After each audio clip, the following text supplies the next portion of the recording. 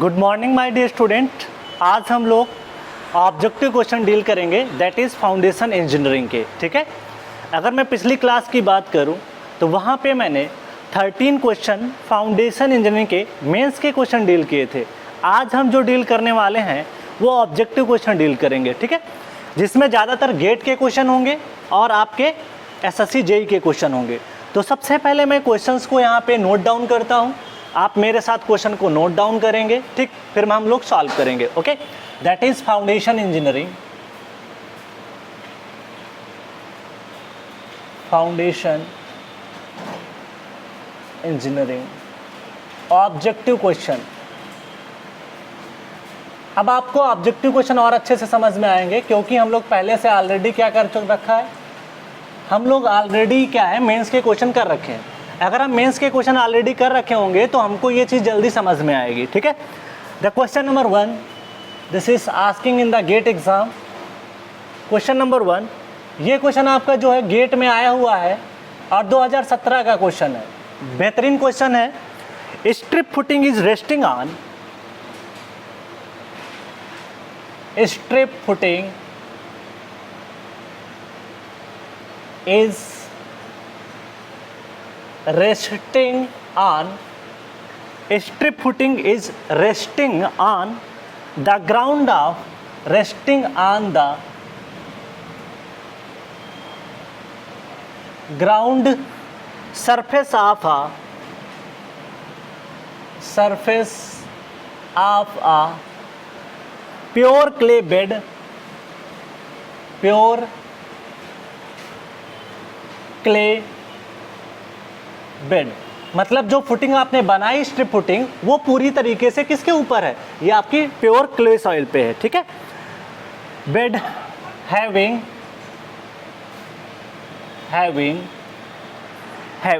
N undrained cohesion, undrained cohesion, undrained cohesion Cu, उसकी value कितनी दे रखी है Cu, the ultimate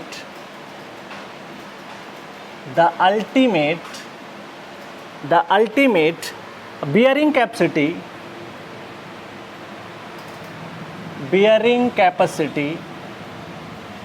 the ultimate bearing capacity of the footing,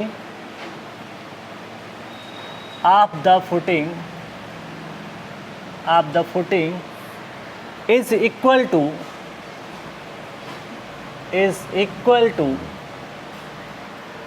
A,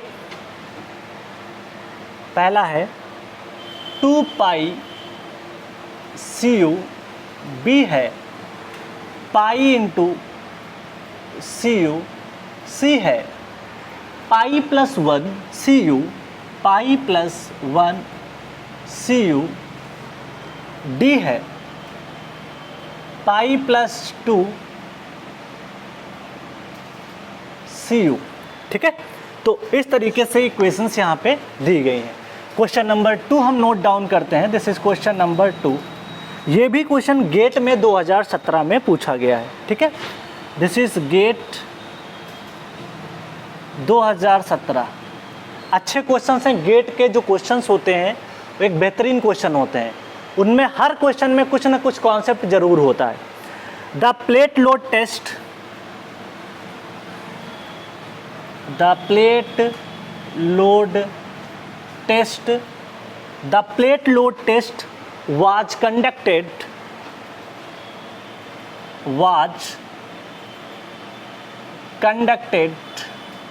was conducted on a clay strata,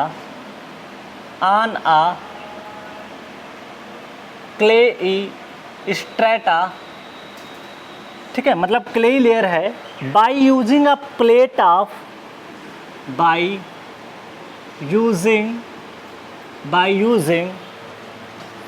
a plate of 0.3 meter cross 0.3 meter. Okay, dimensions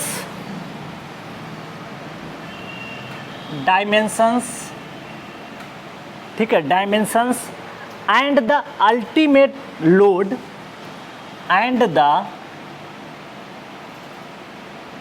ultimate load per unit area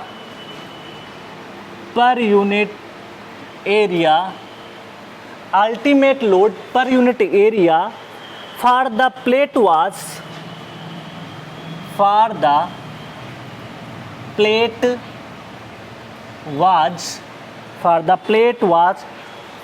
to be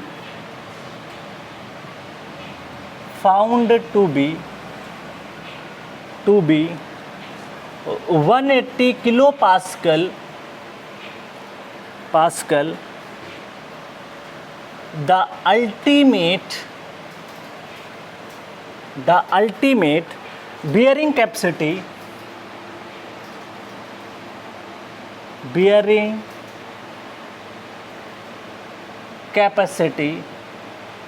the ultimate bearing capacity in kilopascal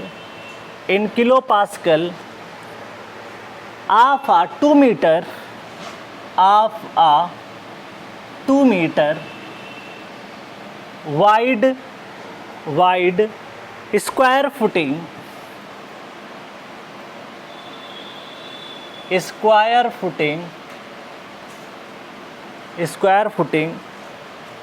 would be A option है that is 27, B option है 180, C option है 1200,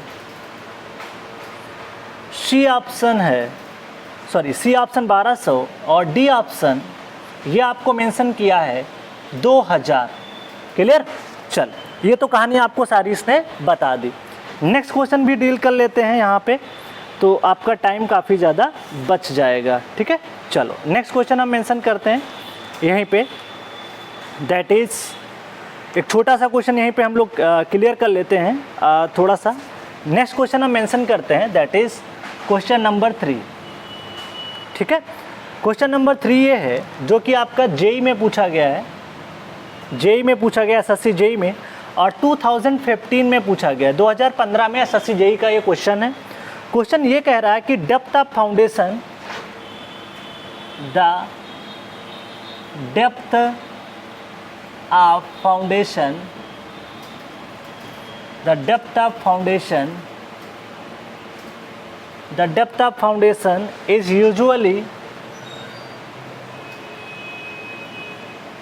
is usually calculated from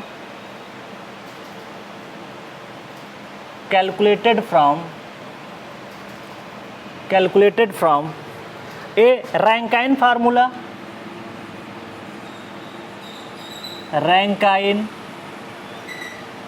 formula, ठीक है, B Newton's formula, यहाँ पे Rankine's लिख दीजिएगा। B option है, ये कह रहा है कि न्यूटन्स फार्मूला।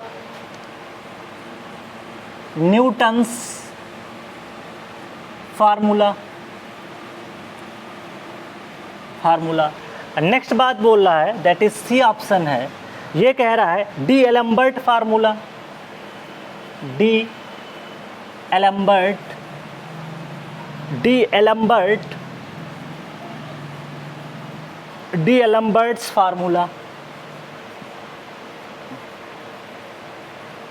एलम्बर्ट्स फार्मूला, और डी है गटर्स फार्मूला।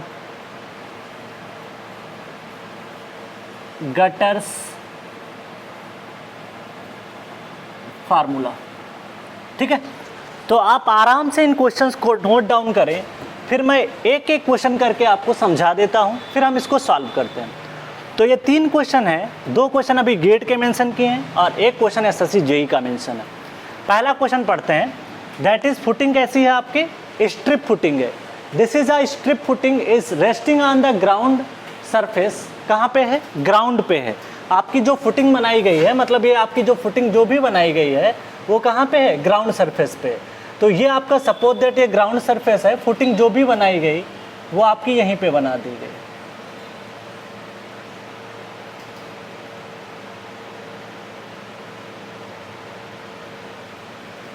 ग्राउंड से, ठीक है, सॉरी ग्राउंड सरफेस यहीं पे मेंशन है, फुटिंग जो बनाई गई तो आपका जो ग्राउंड सरफेस है वही है, फुटिंग का लेवल और ग्राउंड का लेवल दोनों सेम लेवल पे, यही आपका क्या लेवल है, दिस इज ग्राउंड लेवल, ठीक है, सेम लेवल पे है, क्लियर। चल, आप a pure clay bed having a undrained cohesion is equal to Cu, जो सॉइल है ना यहाँ पे नीचे वाले, ये क्ले सॉइल के ऊपर रेस्टिंग है और इसका जो अनड्रेन्ड शियर स्ट्रेंथ दिया है Cu दे रखा है, ठीक। The ultimate bearing capacity of the footing is equal to, अब एक्चुअली क्या है, ये स्ट्रिप फुटिंग है, यहाँ पे कुछ बताया नहीं है आपको कि कौन सी थ्योरी अप्लाई करनी है, कुछ ऑप्शन देख के आपको लगाना पड़ेगा, सारे ऑप्शन में Cu तो आ ही रहा है। आपने कुछ थ्योरीज पढ़ रखी थी, आपको एक टरजागी थ्योरी पढ़ाई गई थी, एक आपको स्कम्पटन पढ़ाया गया था और एक आपको प्रैंडल पढ़ाया गया था। आप बताओ, जब टरजागी आपको पढ़ाया गया था तो टरजागी में जो ये वैल्यू निकल के आती थी, याद करो एक टर्म आता था CNC, C की वैल्यू तो सब में मल्टीप्लाई है, लेकिन NC हमें नहीं पता, हमें जो निकालना है वो NC पता करना है। अगर मैं बात करूँ NC, प्योर कोहेसिव सॉइल मतलब φ = 0, तो इसका मतलब यहाँ पे मैं मेंशन करता हूँ प्योर कोहेसिव सॉइल, इस मीन्स φ = क्या है, 0 है। अगर वो प्योर कोहेसिव सॉइल है तो φ क्या है, 0। टरजागी इक्वेशन अगर होती तो NC की वैल्यू, मैं यहीं पे सारी बातों को मेंशन कर देता हूँ, टरजागी अगर होता, टरजागी इक्वेशन होती, टरजागी में जो φ = 0 होता था तो NC की वैल्यू कितनी आती थी, 5.7। क्या बताओ, इसमें किसी भी चीज़ का मल्टीप्लिकेशन या कुछ भी करोगे, क्या 5.7 आएगा, नहीं आएगा। 2 पाई का मल्टीप्लाई करोगे तो 6.28 आएगा, पाई 3.14 आएगा, पाई प्लस 1 करोगे तो 4.14, पाई प्लस 2 करोगे तो 5.14, कोई ऑप्शन मैच नहीं कर रहा, मतलब टरजागी नहीं लग रहा। दूसरा थ्योरी मैं बात करूँ, प्रांडल थ्योरी, प्रांडल थ्योरी जो थी, प्रांडल थ्योरी की अगर मैं बात करूँ तो वहाँ पे मतलब ये φ = 0 के लिए जो NC की वैल्यू थी वो मैंने पढ़ाया था 5.14। अब ये 5.4 को एक चीज़ और लिखी जा सकती है, क्या, 5.4 को पाई प्लस 2 भी लिखा जा सकता है, तो ये पाई प्लस 2 हो जाएगा, क्योंकि पाई की वैल्यू 3.14 होती है और प्लस 2 ऐड कर दोगे तो कितना हो जाएगा, 5.14। तो इस तरीके से इसको पाई प्लस 2 लिख सकते हो। तो अल्टीमेट बेयरिंग कैपेसिटी क्या लिखी जा सकती है, क्ले के केस में ये लिखी जा सकती है, ये आप मेंशन कर सकते हो। ग्राउंड सरफेस से पूछा है तो इसलिए गामा DF का टर्म नहीं आएगा, ध्यान दीजिएगा, सरचार्ज नहीं आएगा बिकॉज ऑफ ये ग्राउंड सरफेस से ऊपर है, तो ये हम लिख सकते हैं CNC plus gamma into DF लिख सकते थे, लेकिन यहाँ DF क्या है, 0 है, क्योंकि फुटिंग कहाँ बनाई जा रही है, ग्राउंड सरफेस पे बनाई जा रही है। ये ज़मीन के नीचे होती तब हम लेते गामा DF का टर्म, तो ये 0 हो जाएगा, तो ये आ जाएगा C × NC आ जाएगा।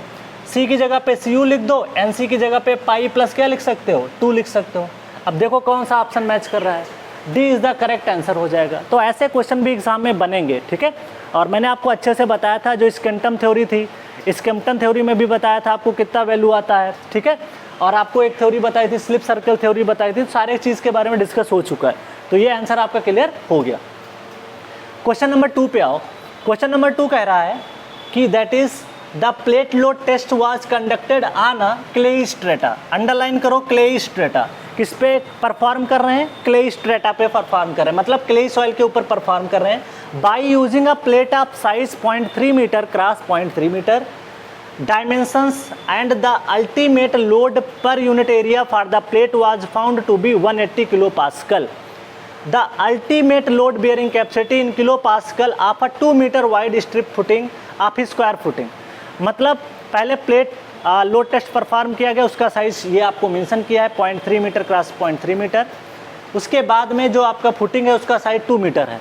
तो आपको ये पता होना चाहिए, इसका कॉन्सेप्ट आपको ये पता होना चाहिए। मैं इसको रफ कर रहा हूँ क्योंकि मेरे को स्पेस नहीं है यहाँ पे, तो मैं इसको रफ करूँगा। आप इसको, आई होप कि आपने इसको नोट डाउन कर लिया है, नहीं किया है तो आप थोड़ा सा टाइम ले लो, आप इसको एक बार नोट कर लो, ठीक है। चलो आगे बढ़े। हाँ, अब हम आगे बढ़ते हैं। चल, अब मैं आपको दूसरा क्वेश्चन समझाता हूँ। ये ऐसे क्वेश्चन हैं, बड़े ट्रिकी क्वेश्चन रहते हैं।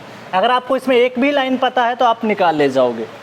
देखो पहली बात तो यहाँ पे जो फुटिंग आपकी है वो किसके ऊपर है? ये फुटिंग आपकी रखी गई है क्लेई सॉइल के ऊपर, ठीक है। तो आप जब प्लेट लोड टेस्ट परफॉर्म किए थे, याद करो, जब मैंने सैंडी सॉइल लिया था तो उसका अलग फार्मूला निकल के आया था। तो मैंने वहाँ पे पढ़ाया भी था कि जो अल्टीमेट बेयरिंग कैपेसिटी होती है इन केस ऑफ क्ले, वो इंडिपेंडेंट ऑफ साइज होती है। तो याद करो अल्टीमेट बेयरिंग कैपेसिटी का फार्मूला क्या होता है? Q ultimate equal to CNC होता है। मान लिया आप अंदर ऐड करना चाहोगे तो फिर गामा इंटू DF भी हो जाएगा, बट ये टर्म जीरो हो जाता है, 1/2 B गामा इंटू वाला टर्म। मतलब अल्टीमेट बेयरिंग कैपेसिटी अगर आप देखोगे क्लेई सॉइल में वो आपकी साइज पे डिपेंडेंट नहीं होती है, ठीक। तो वहाँ से मैंने एक रिजल्ट निकाला था कि जो Q प्लेट पे अल्टीमेट लोड होगा वो बराबर होगा किसके बराबर? फुटिंग के बराबर होगा। Because of ultimate bearing capacity of soil, ultimate bearing capacity of soil, ये सब पढ़ा चुका हूँ पहले ही। Ultimate bearing capacity of soil is independent of ultimate bearing capacity of soil is independent of size of footing और plate, कुछ भी लिख सकते हो, size of footing in case of clayey soil, तो ये सिर्फ पॉसिबल है किसमें? क्लेई सॉइल के केस में, सब में ऐसा नहीं होगा। तो इस चीज़ को थोड़ा सा आपको ध्यान रखना पड़ेगा, ठीक है। तो इस तरीके से हमने इसको टैकल कर लिया, क्लियर। चल, तो bearing capacity on the purely cohesive soil is does not depend upon the size of footing. तो वो बात मैंने यहाँ पे नोट करके मेंशन कर दिया, तो आप इसको लिख सकते हो। जब मैंने थ्योरी क्लास पढ़ाई थी तो अच्छे से समझा भी दिया था आपको, क्लियर। तो इसका आंसर, इसका मतलब ये हुआ कि अगर कोई फुटिंग आपकी प्लेट टेस्ट परफॉर्म किया इस पे है, फुटिंग का साइज कुछ भी कर दो, 10 मीटर, 1000 मीटर, 20 मीटर, कुछ भी कर दो, लेकिन उसकी अल्टीमेट बेयरिंग कैपेसिटी पे फर्क नहीं पड़ेगा। लेकिन सॉइल कैसी होनी चाहिए? Clayey soil. इसका मतलब 180 है तो ये कैसा आंसर रहेगा? 180 ही रहेगा। तो ऐसे क्वेश्चन गेट में आते हैं और आपके SSC JEE में आ सकते हैं, ठीक है। क्वेश्चन नंबर 3 आ जाओ। The depth of foundation is usually calculated from the, कौन से फार्मूले से आप डेप्थ ऑफ फाउंडेशन निकालते थे? तो फाउंडेशन बनाओ पहले। तो ये तीसरे नंबर क्वेश्चन का सोल्यूशन है। देखिए इसमें ऑप्शन थोड़ा अजीब टाइप के रख दिया है। कुछ ऑप्शन ऐसे हैं जो आपने FM में पढ़े होंगे नाम, जैसे गटर्स फार्मूला है, या इरिगेशन में पढ़ते हैं हम लोग हैं, ओके। एलम्बर्ट वगैरह तो हम लोग मैकेनिक्स में पढ़ते हैं, और न्यूटन्स को भी मैकेनिक्स में पढ़ते हैं, तो इनका कोई यूज है नहीं यहाँ पे, ठीक है, क्लियर। तो यहाँ पे हमने पढ़ा था जब हमको डेप्थ ऑफ फुटिंग निकालना होता है तो हमने पढ़ा था रैंकाइन फार्मूला पढ़ा था, रैंकाइन से डेप्थ निकालते थे। क्या पढ़ा था? Rankine formula.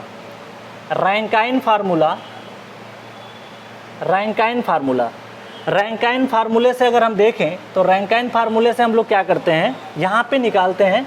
That is formula हमने पढ़ा था, that is QU equal to gamma into DF into KP square करके पढ़ा था, ठीक है। तो यहाँ से DF निकाल सकते हैं हम लोग हैं, that is QU divide by gamma into KP का क्या लिख सकते हो? स्क्वायर। तो यहाँ से हम लोग क्या निकाल सकते थे? DF। तो रैंकाइन फार्मूले से हम लोग क्या निकाल सकते हैं? रैंकाइन फार्मूले से हम लोग निकाल सकते हैं कि कितने डेप्थ तक आपको फाउंडेशन बनाना चाहिए, ठीक है। और इसका डेरिवेशन भी मैंने क्लास में करा दिया था। तो इस तरीके से हमने 3 क्वेश्चन के, आप इसको नोट डाउन करें, फिर हम आगे के क्वेश्चन के बारे में बात करते हैं, ठीक है। तो ये 3 क्वेश्चन आप अच्छे से पहले नोट डाउन करें, फिर हम नेक्स्ट क्वेश्चन पे बात करेंगे जो कि काफ़ी ज़्यादा इम्पॉर्टेंट है, ठीक है। चलो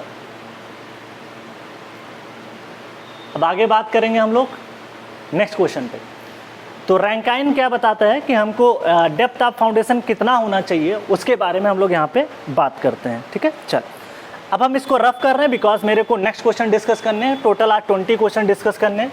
इसके अलावा अगली क्लास भी ऑब्जेक्टिव आपकी लगेगी, उसमें हम और क्वेश्चन डिस्कस करेंगे। पहले ये क्वेश्चन डिस्कस कर लेते हैं। फाउंडेशन एक्चुअली लेंथी टॉपिक है तो इसमें काफ़ी क्वेश्चन बनते हैं।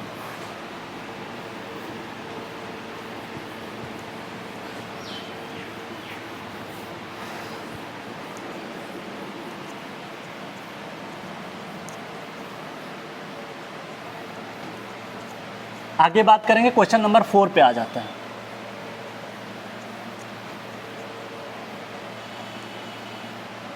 ठीक है, आज गेट के और एसएससी जेईई डिस्कस करेंगे, अगले क्लास में हम लोग आईएएस के क्वेश्चन डिस्कस करेंगे।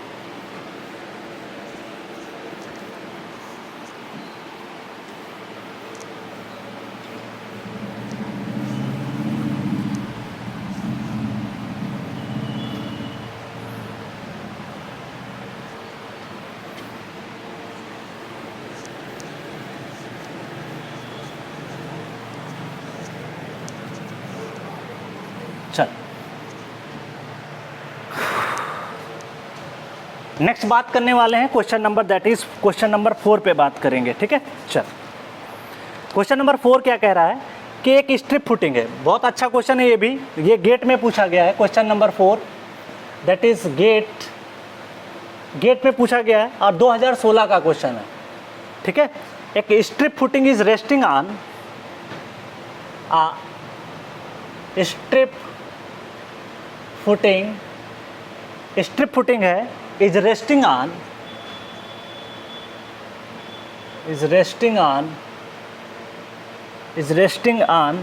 the surface of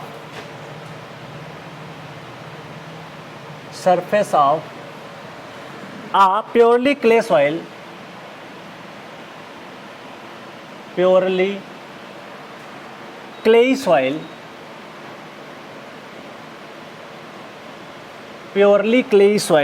deposit,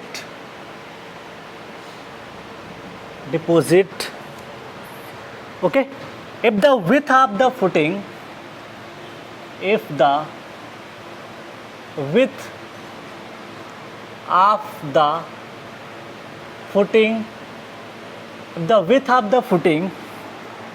is doubled,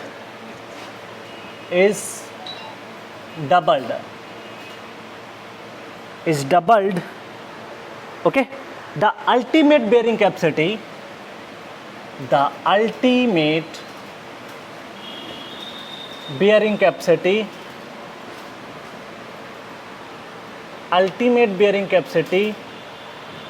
of the soil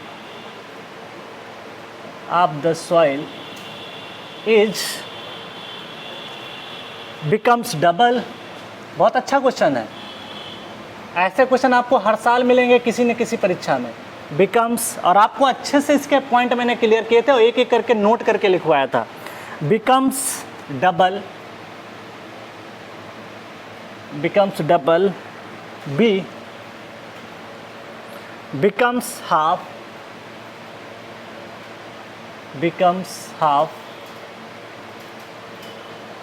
C become 4 time, becomes 4 times, D remains the same,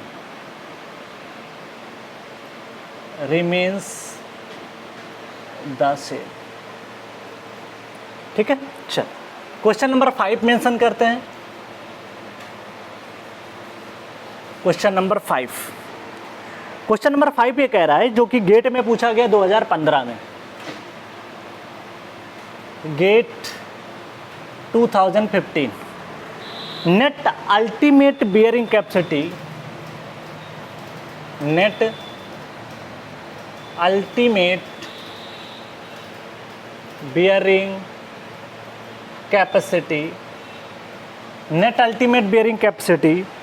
of a footing in a clay stratum, ठीक है, clayey stratum. ए option कह रहा है increase with depth of footing only, increase with depth of footing,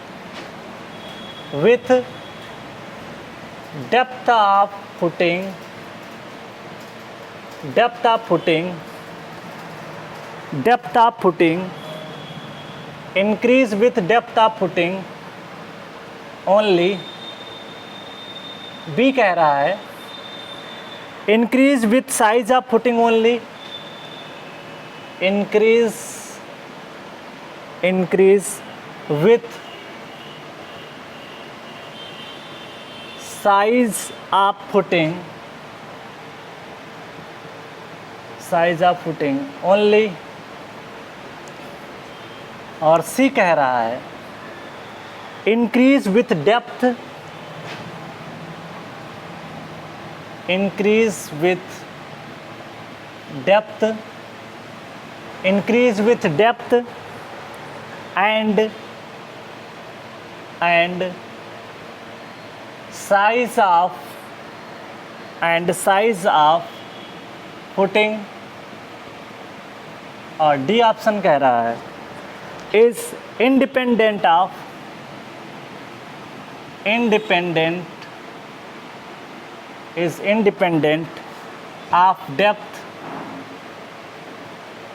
depth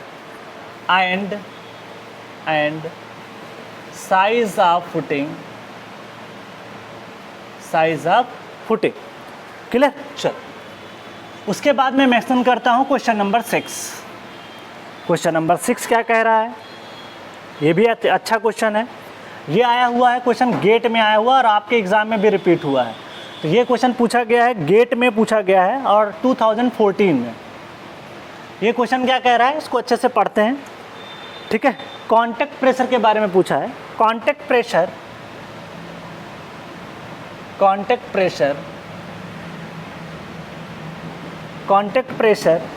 for a rigid footing,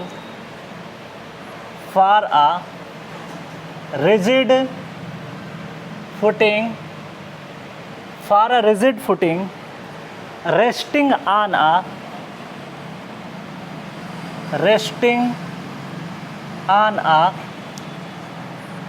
clay, resting on a clay at the center,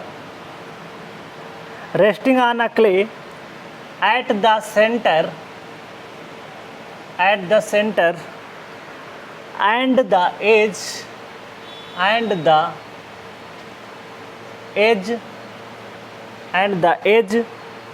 are respectively.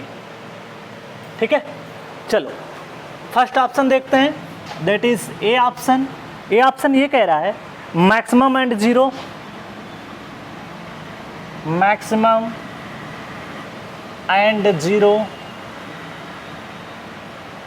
B option क्या कह रहा है, maximum and minimum.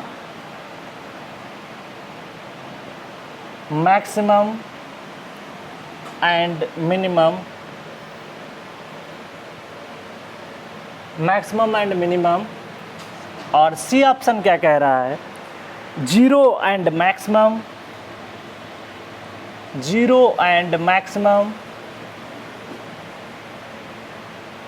और D option आपके लिए दे रखा है क्या, मिनिमम एंड मैक्सिमम. बड़ा अच्छा क्वेश्चन है, मिनिमम एंड, और आपके एग्जाम में रिपीट हुआ है एसएससी जेईई में, मिनिमम एंड मैक्सिमम. लेकिन आपको कॉन्सेप्ट अच्छे से मैंने क्लियर कर रखा है थ्योरी क्लास में. लास्ट वाले लेक्चर में देखोगे, अगर सॉइल मैकेनिक्स का जो लास्ट लेक्चर है जो आपने फाउंडेशन इंजीनियरिंग का पढ़ रखा है, वहाँ पे मैंने डिस्कस किया. आ जाओ नेक्स्ट क्वेश्चन पे, क्वेश्चन नंबर 7 पे.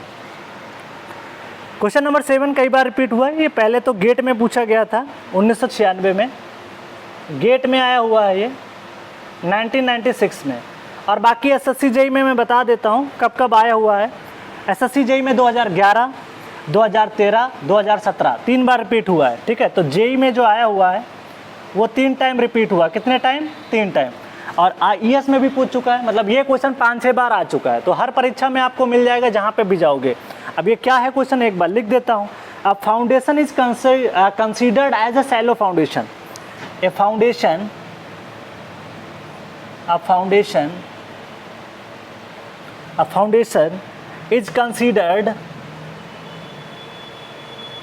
is considered as shallow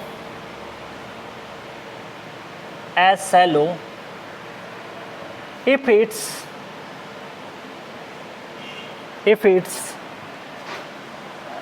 depth is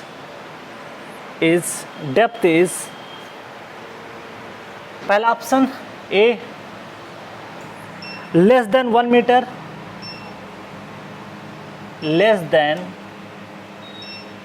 1 metre, okay. B option कह रहा है greater than its width, greater than its width, c equal to or less than width, equal to or less than, or less than its width, और last option है d greater than 1 metre, greater than 1 metre, ठीक है। चल next question भी mention कर सकते हैं, question number 8 यहीं पे मेंशन करता हूँ। This is question number 8। ये क्वेश्चन भी गेट में 1991 में पूछा गया, GATE 1991। The ultimate bearing capacity, the ultimate bearing capacity, ultimate bearing capacity of a surface strip, अच्छे से पढ़िएगा क्वेश्चन, सरफेस की बात कर रहा है, surface strip footing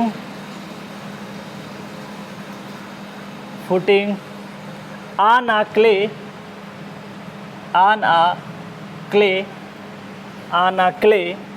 according to Terzaghi equation, according to Terzaghi equation. किसके अकॉर्डिंग पूछा है? टर्जागी इक्वेशन के अकॉर्डिंग।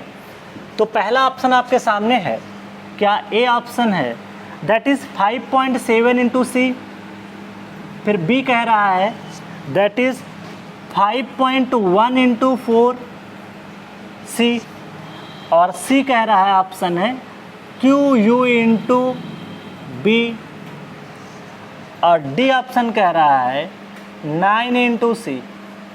ठीक है, 9 इंटू सी। सारी कहानी मैंने मेंशन कर दी है, बस आपको एक बार क्वेश्चन को अच्छे से देखना है, फिर हम लोग एक एक करके क्वेश्चन को सॉल्व करेंगे। क्लियर? चल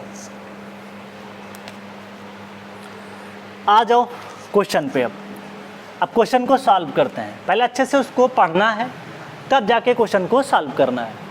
पहले पढ़ते हैं क्वेश्चन नंबर।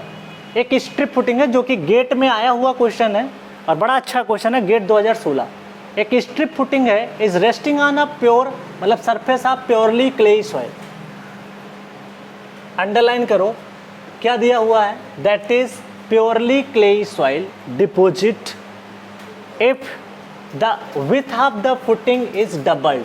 मतलब आपने क्या किया, उसकी विथ को क्या कर दिया, डबल कर दिया। क्या कर दिया? डबल कर दिया। ठीक है, तो आपने विथ को क्या कर दिया, डबल कर दिया। ठीक है, तो विथ को आपने कर दिया डबल। क्लियर? चल, उसके बाद में क्या कह रहा क्वेश्चन है, विथ को आपने डबल किया, फिर कहा है कि the ultimate bearing capacity of the soil is. अब बताओ क्या सॉइल की अल्टीमेट बेयरिंग कैपेसिटी पे क्या फ़र्क पड़ेगा। ठीक है, तो पहले क्वेश्चन अच्छे से ये पढ़ो कि फुटिंग कहाँ पे रखी गई है।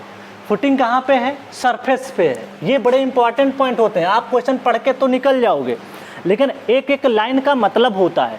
तो अगर ये सरफेस पे बोला है, इसका मतलब जो फुटिंग है ना, ये आपका ग्राउंड सरफेस है, और आपने फुटिंग जानते हो कहाँ रखी है, कुछ इस तरीके से रखी है। नहीं तो इस लाइन का मतलब अभी देखो चेंज हो जाएगा।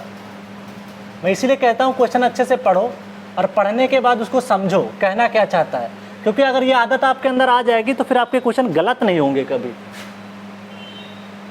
कोई भी चीज़ हो लाइफ में, आपको अगर आप उसको अच्छे से समझ के फॉलो करते हो तो कोई दिक्कत नहीं आएगी। ठीक है, यहाँ पे डेप्थ क्या है, 0 है। फुटिंग की डेप्थ 0 है, ठीक है। चल, यही आपका जो है, यही आपका फुटिंग का लेवल है और यही ग्राउंड लेवल है, सारा लेवल सेम है, तो this is ground level, clear. चल, तो इसका मतलब ultimate bearing capacity for clayey soil आप कैसे लिखते थे, अल्टीमेट ही पूछा है ना, तो यहाँ पे देख लेना, नेट पूछा है कि अल्टीमेट पूछा है, तो इसने पूछा क्या, अल्टीमेट बेरिंग कैपेसिटी। अगर अल्टीमेट बेरिंग कैपेसिटी पूछा है तो अल्टीमेट बेरिंग कैपेसिटी क्या लिखते थे, अकॉर्डिंग टू टर्जागी अगर लिखना चाहोगे तो हम लिखते थे that is C time N C लिखते थे, plus gamma into D F लिख सकते हो, लेकिन डी एफ 0 है बिकॉज फुटिंग कहाँ पे है, सरफेस पे है। अगर सरफेस पे तो ये 0 हो जाएगा, इंटू सी इंटू एन सी आ जाएगा। अगर टर्जागी के अकॉर्डिंग लगाओगे तो एन सी की वैल्यू 5 पे 5 पे आप इसको लिख सकते हो 5.7 इंटू सी। तो आप ये देख सकते हो कि अल्टीमेट बेरिंग कैपेसिटी में कोई भी ऐसा टर्म नहीं आ रहा है जो विड्थ पे डिपेंड करे। तो अल्टीमेट बेरिंग कैपेसिटी आपकी जो सॉइल में होगी, अगर वो कहता फुटिंग डेप्थ पे है तो आपकी डेप्थ बढ़ाने से उसकी अल्टीमेट बेरिंग कैपेसिटी घट और बढ़ सकती थी, लेकिन इसमें उसने पूछा है कि ग्राउंड सरफेस पे, इसलिए डेप्थ का तो टर्म आएगा नहीं। तो आप चाहे उसकी विड्थ को डबल कर दो, 10 गुना कर दो, 1000 गुना कर दो, लेकिन उसकी अल्टीमेट बेरिंग कैपेसिटी पे कोई फर्क नहीं पड़ेगा, बिकॉज यहाँ पे जो टर्म आता है आपका 1/2 B gamma into N gamma, वो तब आता है जब सॉइल आपकी कैसी हो, C5 सॉइल होती है, मतलब वहाँ पे 5 ही होना चाहिए, क्योंकि एन गामा 0 होता है 5 के लिए। अगर 5 0 अगर आप रखते हो तो एन गामा क्या होता है, 0 होता है। इस वजह से आप लिख सकते हो कि अल्टीमेट बेरिंग कैपेसिटी या नेट अल्टीमेट बेरिंग कैपेसिटी बात कर लो, ultimate bearing capacity is independent of size of the footing. तो इस पॉइंट को मैं पहले भी लिखा चुका हूँ और दोबारा भी लिखा सकता हूँ, यहाँ पे मैं आपको एक बार मेंशन कर देता हूँ, ठीक है। तो नोट करके यहाँ पे लिख लेना, note ultimate bearing capacity on a pure cohesive soil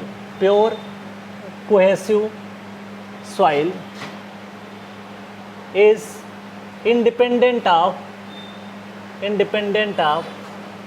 size of footing। उसकी फुटिंग की साइज से कोई फर्क नहीं पड़ेगा, इसका डायमेंशन आप भी कुछ भी रखो। ध्यान रखिएगा, मेरा के जो केस था यहाँ पे एक्चुअली ग्राउंड सरफेस पे था, इसलिए डेप्थ से भी इंडिपेंडेंट था, लेकिन यही चीज़ आप ध्यान रखिएगा, अल्टीमेट बेरिंग कैपेसिटी जो है डेप्थ बढ़ाने से बढ़ता है, ठीक है, इस चीज़ का ध्यान रखिएगा। लेकिन जो नेट अल्टीमेट बेरिंग कैपेसिटी होता है वो इंडिपेंडेंट ऑफ बोथ होता है, साइज ऑफ फुटिंग और width of footing. Size of जो फुटिंग होता है वो भी होता है, उसके साथ में डेप्थ भी होता है, तो दोनों कंसिडर किए जाते हैं। और इस पॉइंट को मैंने बहुत अच्छे से टाइम देके आपको समझाया था, 5-6 पॉइंट मैंने लिखवा दिए थे वहाँ पे। अगर आपको कोई भी डाउट लगता है तो उस लेक्चर को एक बार पढ़ जरूर लीजिएगा अच्छे से। तो इसका आंसर हो जाएगा रिमेन्स सेम, कोई फर्क नहीं पड़ेगा। नेक्स्ट क्वेश्चन आओ, the net ultimate bearing capacity of the footing in a clayey stratum. कैसा सॉइल है, क्लेई स्ट्रेटम है। अगर क्लेई सॉइल रहेगा, ठीक है, तो बताओ नेट अल्टीमेट बेरिंग कैपेसिटी अगर आपको लिखना है तो नेट अल्टीमेट बेरिंग कैपेसिटी कैसे लिखते थे, क्यों नेट अल्टीमेट बेरिंग कैपेसिटी क्या होता था, CNC होता था, ठीक है। तो इसको हम लिख सकते हैं, या ऐसे लिखो तुम, ऐसे आप इसको लिखो तो ज़्यादा बेटर समझ में आएगा। कैसे, that is Q ultimate bearing capacity तो आपको पता रहता है अकॉर्डिंग टू टर्जागी, कोई भी फुटिंग दिया नहीं है स्ट्रिप मान के काम कर लेते हैं, दैट इज़ CNC कर लेते हैं प्लस Q कर लेते हैं। नेट अल्टीमेट बेरिंग कैपेसिटी लिखेंगे जब हम, क्योंकि प्योर कोहेसिव सॉइल पे NQ की वैल्यू यहाँ 1 हो जाएगी, ठीक है, मैं लिख देता हूँ, NQ भी लिख देता हूँ, इसकी वैल्यू 1, बाकी 0 हो जाएगा। तो यहाँ पे आ जाएगा Q माइनस Q, क्योंकि आपको पता है जो नेट अल्टीमेट बेरिंग कैपेसिटी होता है वो ultimate bearing capacity minus surcharge होता है, कैंसिल, ठीक है। तो C इंटू NC आ जाएगा, टर्जागी है तो 5.7 इंटू C लिख सकते हो। तो आप बताओ net ultimate bearing capacity of footing in clayey soil किस पे डिपेंड कर रही है, किसी पे भी डिपेंड नहीं कर रही, ना साइज पे डिपेंड कर रही है ना उसके डेप्थ पे डिपेंड कर रही है। तो it is independent of depth and size of footing. तो इसका आंसर क्या हो जाएगा, it is independent of this. तो आप लिख सकते हो D is the correct answer. तो ये बढ़िया क्वेश्चन है और आपको थोड़ा सा ध्यान रखना है, जो कॉन्सेप्ट बता रहा हूँ उसी हिसाब से काम करोगे, कोई क्वेश्चन आपका एग्जाम में गलत नहीं होगा, ठीक है। तो D is the correct answer, आप इस तरीके से इसको यहाँ पे मेंशन कर सकते हो। आ जाओ 6 नंबर क्वेश्चन पे आ जाओ। उसने पूछा क्या है, कॉन्टैक्ट प्रेशर, गेट में पूछा हुआ है, contact pressure for a rigid footing on a resting on a clayey soil at the centre and the edge. आपसे ये पूछा है कि एक आपकी रिजिड फुटिंग है, उसमें आपको कॉन्टैक्ट प्रेशर बताना है। तो मैंने दो चीज़ें आपको बताई थी। अगर फ्लेक्सिबल फुटिंग होती थी तो फ्लेक्सिबल फुटिंग में उसका कॉन्टैक्ट प्रेशर यूनिफॉर्म डिस्ट्रीब्यूशन होता था, और जो रिजिड फुटिंग होती है उसमें आपका सेटलमेंट समान होता है, लेकिन कॉन्टैक्ट प्रेशर यूनिफॉर्म डिस्ट्रीब्यूशन नहीं होता है। उसी के बारे में देखना है। तो देखो भाई, यहाँ पे मैं सॉल्व कर देता हूँ, स्पेस थोड़ा सा, या ऊपर वाले क्वेश्चन को मैं रफ कर सकता हूँ क्योंकि अब आपने नोट तो कर ही लिया होगा, तो मैं ऊपर ही समझा देता हूँ। ठीक है, चल मैं इसको रफ कर रहा हूँ।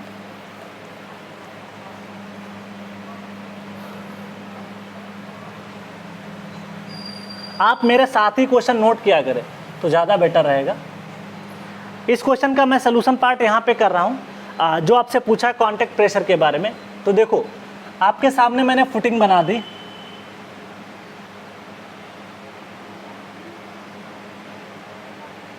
ये है आपके पास फुटिंग,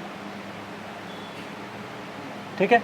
इसका सेटलमेंट समान रहेगा तो मैं सेटलमेंट दिखा दिया, ये यूनिफॉर्म सेटलमेंट रहेगा। तो ये जो डायमेंशन दिखाया गया है सेटलमेंट का है,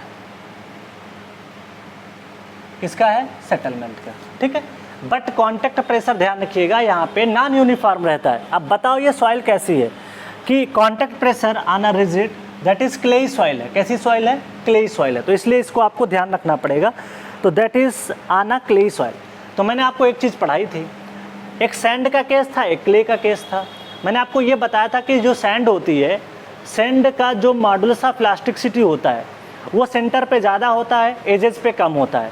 तो सेंटर पे अगर आपका मॉडुलस ऑफ इलास्टिसिटी ज़्यादा होता था सैंड के केस में, सोचिएगा, फिर इसका केस आसान से समझ में आ जाएगा। तो सैंड के केस में सेंटर पे मॉडुलस ऑफ इलास्टिसिटी बहुत ज़्यादा होता है एज कंपेयर टू एज। तो एज कौन सा हो जाएगा? ये पार्ट हो जाएगा, और सेंटर हो जाएगा ये पार्ट। तो सेंटर पे इन case of sand modulus of elasticity ज़्यादा होता है। तो जहाँ पे मॉडुलस ऑफ इलास्टिसिटी ज़्यादा होगा वहाँ पे सेटलमेंट भी कम होता है, और आपका प्रेशर भी क्या होगा? बेस प्रेशर भी क्या होगा? कम होगा। इसका मतलब ये हुआ, अगर सैंड होता तो इसकी प्रोफाइल ये बनती प्रेशर की डिस्ट्रीब्यूशन की, ठीक है। लेकिन हमारा जो केस है वो क्ले का केस है। तो क्ले के केस में आपका ये केस निकल के आता है, जो प्रेशर का डिस्ट्रीब्यूशन आता है, सबसे ज़्यादा प्रेशर आपका कहाँ पे रहता है? सबसे ज़्यादा प्रेशर रहता है एज पे, क्योंकि यहाँ पे आप देखोगे सैंड के केस में मैंने बताया मॉडुलस ऑफ इलास्टिसिटी कहाँ पे ज़्यादा होता है? सेंटर पे। बट केस हमारा किसका है? क्ले का। तो इस तरीके से इसकी प्रोफाइल आपकी यहाँ पे बन के आती है। ये नॉन यूनिफॉर्म है, मैं बना के भी दिखा देता हूँ।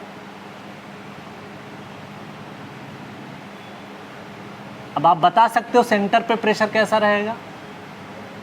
सेंटर पे देखो इंटेंसिटी मिनिमम है कि मैक्सिमम है? देखो यहाँ पे मैक्सिमम है। इन केस आप क्ले अगर देखोगे, अगर क्लेई सॉइल पे रिजिड फुटिंग बना दोगे तो जो कांटेक्ट प्रेशर आएगा सबसे ज़्यादा आएगा कहाँ पे? आपका एज पे आएगा, और मिनिमम कहाँ पे आएगा? सेंटर पे। तो ये पॉइंट हो जाएगा मिनिमम का, ये हो जाएगा मैक्सिमम का। तो आप क्वेश्चन को अच्छे से पढ़ लेना। Resting on a clay soil, और आपसे पूछा क्या था? मैं एक बार क्वेश्चन रिपीट कर देता हूँ। At the centre and edge पूछा था। यहाँ पे जो बात लिखी गई है एट सेंटर एंड एज लिखा हुआ है, एंड एज। तो पहले सेंटर पे देखना, फिर एज पे देखना है। तो सेंटर पे पहला क्या आएगा? सेंटर पे मिनिमम आएगा, और एज पे मैक्सिमम। तो पहला ऑप्शन देखो, ये मिनिमम और मैक्सिमम कहाँ पे आ रहा है? तो D is the correct answer. अगर यही केस आपका सैंड का होता तो ये प्रोफाइल ऐसे बनती। कैसे? सैंड के केस में ये प्रोफाइल ऐसे बनती। ये होता आपका कांटेक्ट प्रेशर का डिस्ट्रीब्यूशन, सैंड के केस में होता है। तो सैंड में जो मैक्सिमम होता है यहाँ पे होता, और मिनिमम कहाँ पे होता? मिनिमम या जीरो यहीं पे होता। ठीक है, चलो क्लियर। तो इस तरीके से आप इसको चीज़ों को कर सकते हो। क्लियर है? तो इस तरीके से हम चीज़ों को यहाँ पे कर सकते हैं। अब हम मूव करते हैं नेक्स्ट क्वेश्चन पे, क्वेश्चन नंबर 7 पे। A foundation is considered as shallow foundation if its depth is less than. अब यहाँ पे आपको ये नहीं बताया है कि आपको अकॉर्डिंग टू टरजागी मानना है या अकॉर्डिंग टू स्कैम्पटन मानना है। तो आपको कुछ भी नहीं दिया है, तो आप टरजागी के अकॉर्डिंग काम करोगे। तो अगर आप टरजागी के अकॉर्डिंग काम करोगे तो आपको एक बात पढ़ाई गई थी, शैलो फाउंडेशन की जो डिफिनीशन थी वो मैंने बताई थी कि डेप्थ अपान जो विड्थ होता है उसका रेशियो क्या होता है? लेस देन 1 होता है, इक्वल टू बी। मतलब जो डेप्थ ऑफ फुटिंग है उसकी जो डेप्थ ऑफ फुटिंग है वो लेस देन होना चाहिए किससे? विड्थ से। तो इसको ऐसे भी लिखा जा सकता है less than or equal to B. Clear. अब ऑप्शन आप पढ़ लीजिए, ये क्वेश्चन 4 बार, एक बार तो गेट में पूछा गया है, 2 बार आईएएस में पूछा गया है और 3 से 4 बार एसएससी जेईई में पूछा गया है। ठीक है, तो डेप्थ ऑफ फुटिंग जो है वो आपकी लेस देन होनी चाहिए किससे, विड्थ से। जो भी आपकी फुटिंग की जो विड्थ आप रखते हो, जो फाउंडेशन आपने बना रखा है उसकी जो विड्थ होती है उससे कम होना चाहिए या उसके बराबर होना चाहिए। अब पढ़ लीजिए आप ऑप्शन, लेस देन 1 मीटर इसका तो कोई मतलब ही नहीं है, ग्रेटर देन तो हो ही नहीं सकता, तो ये भी ऑप्शन हटा सकते हो। ठीक है, equal to or less than it's width ये सही है, या तो इसके इक्वल हो सकता है या उससे कम हो सकता है, ग्रेटर देन तो हो नहीं सकता, तो ये भी गया। नेक्स्ट आ जाओ 8, the ultimate bearing capacity of a surface strip footing on a clay according to Terzaghi. अभी बात कर रहे थे बहुत देर पहले, यहीं पे तो लिखा था, ये देखो रिजल्ट आपके सामने है कि नहीं है। मैंने क्या बताया, आप अच्छे से क्वेश्चन को पढ़ो। Ultimate bearing capacity of a surface strip footing on a clay soil, अभी मैं क्ले की तो बात किया था यहाँ पे। तो अल्टीमेट बियरिंग कैपेसिटी जब कोई फुटिंग आपकी सरफेस पे है, मतलब डेप्थ ऑफ फुटिंग क्या है, 0 है।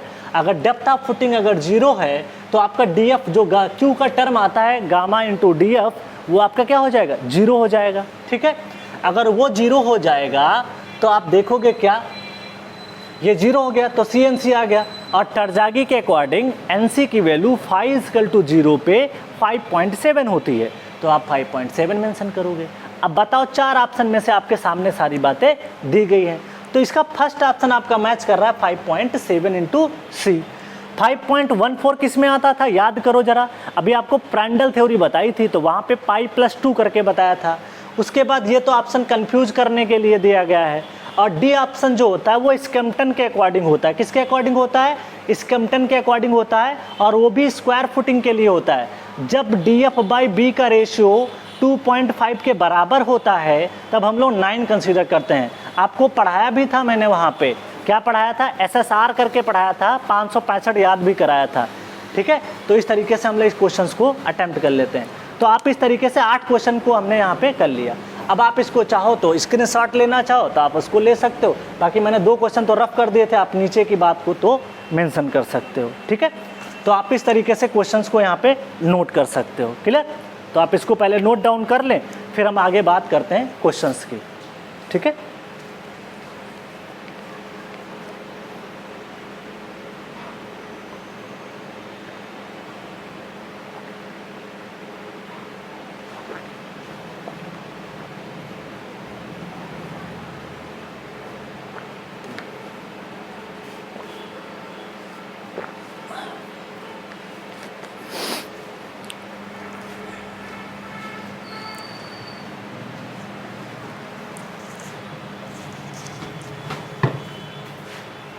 चलो अब मैं रफ करता हूँ क्वेश्चंस को, बिकॉज मेरे को बहुत सारे क्वेश्चन और डील करने हैं।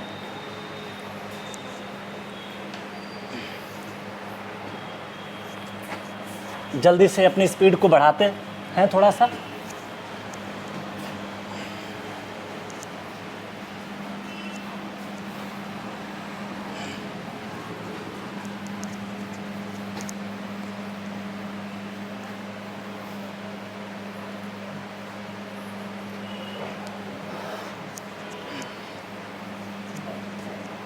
चलो क्वेश्चन नंबर 9 पे आ जाते हैं।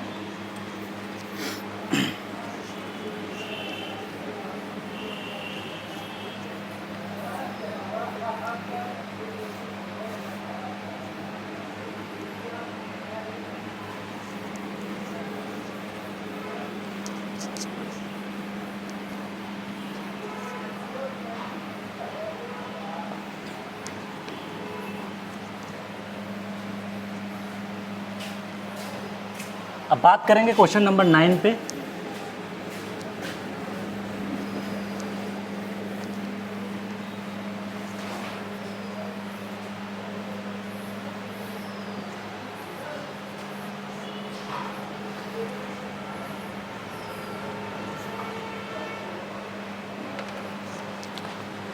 चलो यहाँ तक तो प्रॉब्लम्स हमारी यहाँ पे सॉल्व हो गई। दैट इज़ ये भी हो गया, क्वेश्चन 6 नंबर तक भी अटेम्प्ट कर लिया। हाँ, नेक्स्ट क्वेश्चन पे आते हैं, क्वेश्चन नंबर 9 पे।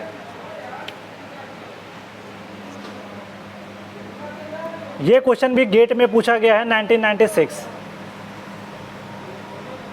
क्या कह रहा है? The value of bearing capacity factor, the value of bearing capacity factor, bearing capacity factor for a question, for a question NC, ठीक है, for soil as per, for soil as per, as per, as per Meyerhof, किसके according पूछा है? Meyerhof के according, is taken as, taken as, पहला option है A 6.2, B option है 12, सी option है 9.0 और डी ऑप्शन है आपके सामने 5.14। चलो नेक्स्ट ऑप्शन पे आते हैं। नेक्स्ट क्वेश्चन हमारा जो है उस पर डील करते हैं। ये क्वेश्चन आपका पूछा गया 10 नंबर क्वेश्चन है। ये भी क्वेश्चन आपका गेट का ही है, ठीक है, गेट का है, 1996 में पूछा गया, उसको डील करते हैं, ठीक है। चलो, for the strip footing, for the strip footing, strip footing on a saturated clay, on a saturated clay for the given failure surface, for the given failure surface, for the given failure surface, the bearing capacity equation, the bearing capacity equation, the bearing capacity equation, the bearing capacity equation takes the form, takes the form, ठीक है, takes the form, A option है 5.7 into CU, B option है 5.14 CU, सी option है 4 पाई CU, D option है 2 pi into CU, ठीक है। Where सारे parameter mention कर दिए हैं।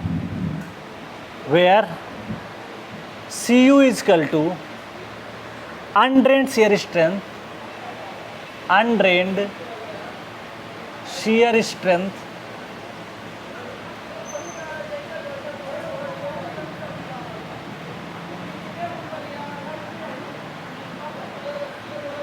angle of internal friction, angle of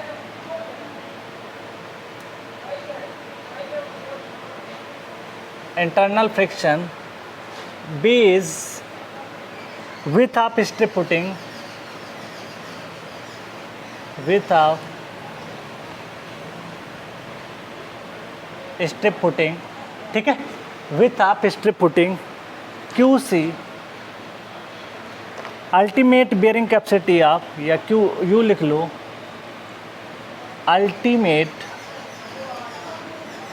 bearing capacity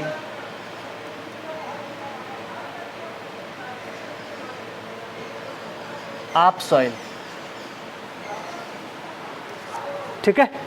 और डायग्राम आपको मेंशन भी किया इसने, ये डायग्राम है आपका, ये मेंशन ये किया है आपको डायग्राम में, इसकी लोड की इंटेंसिटी आपको दे रखा है, ठीक है। ये आपको इंटेंसिटी जो दे रखी है वो QU दे रखी है। चलो, ये जो डायमेंशन दिया गया है ये 2B के बराबर है, टोटल ये 2B है, ठीक है। और यहाँ तक जो है वो बी है, यहाँ तक ये पॉइंट जो मेंशन किया गया वो पॉइंट है ए। क्लियर?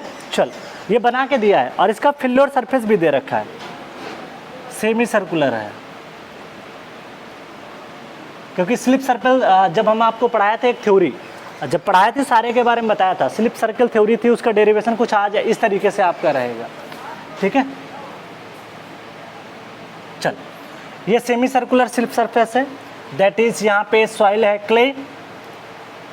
और इसके बारे में जो बात करें, सी यू इसका ये अंडरएंड शियर स्ट्रेंथ है, और यहाँ पे फाई यू इक्वल टू 0 है, क्योंकि क्लेई सॉइल है तो फाई यू क्या हो जाएगा 0। दूसरी बात यहाँ पे सेमी सर्कुलर, ये जो है ये semi circular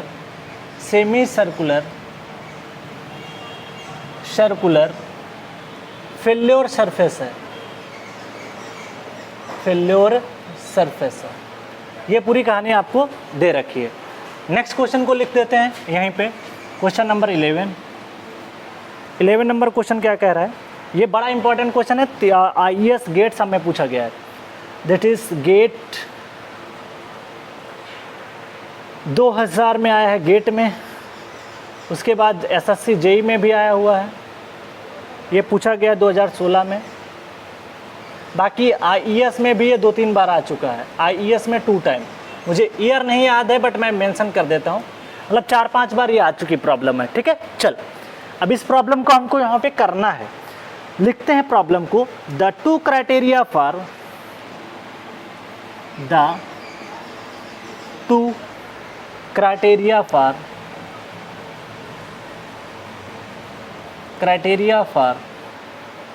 determination of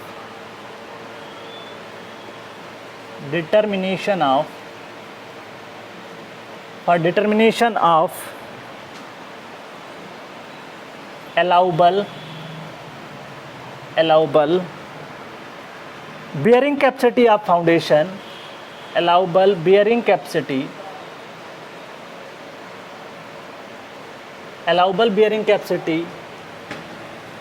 of a foundation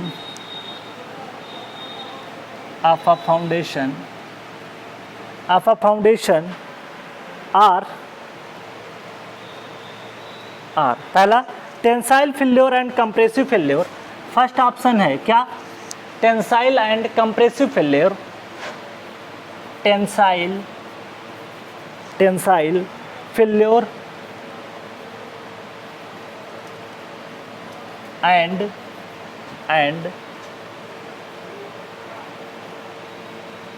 compressive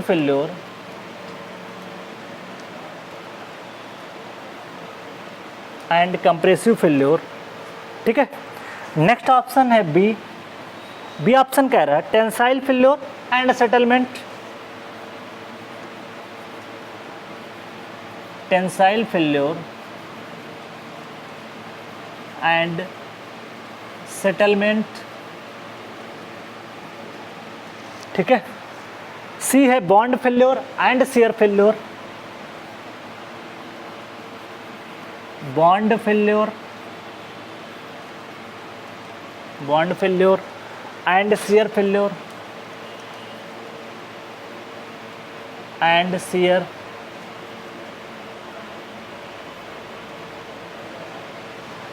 और डी है shear failure and settlement, shear failure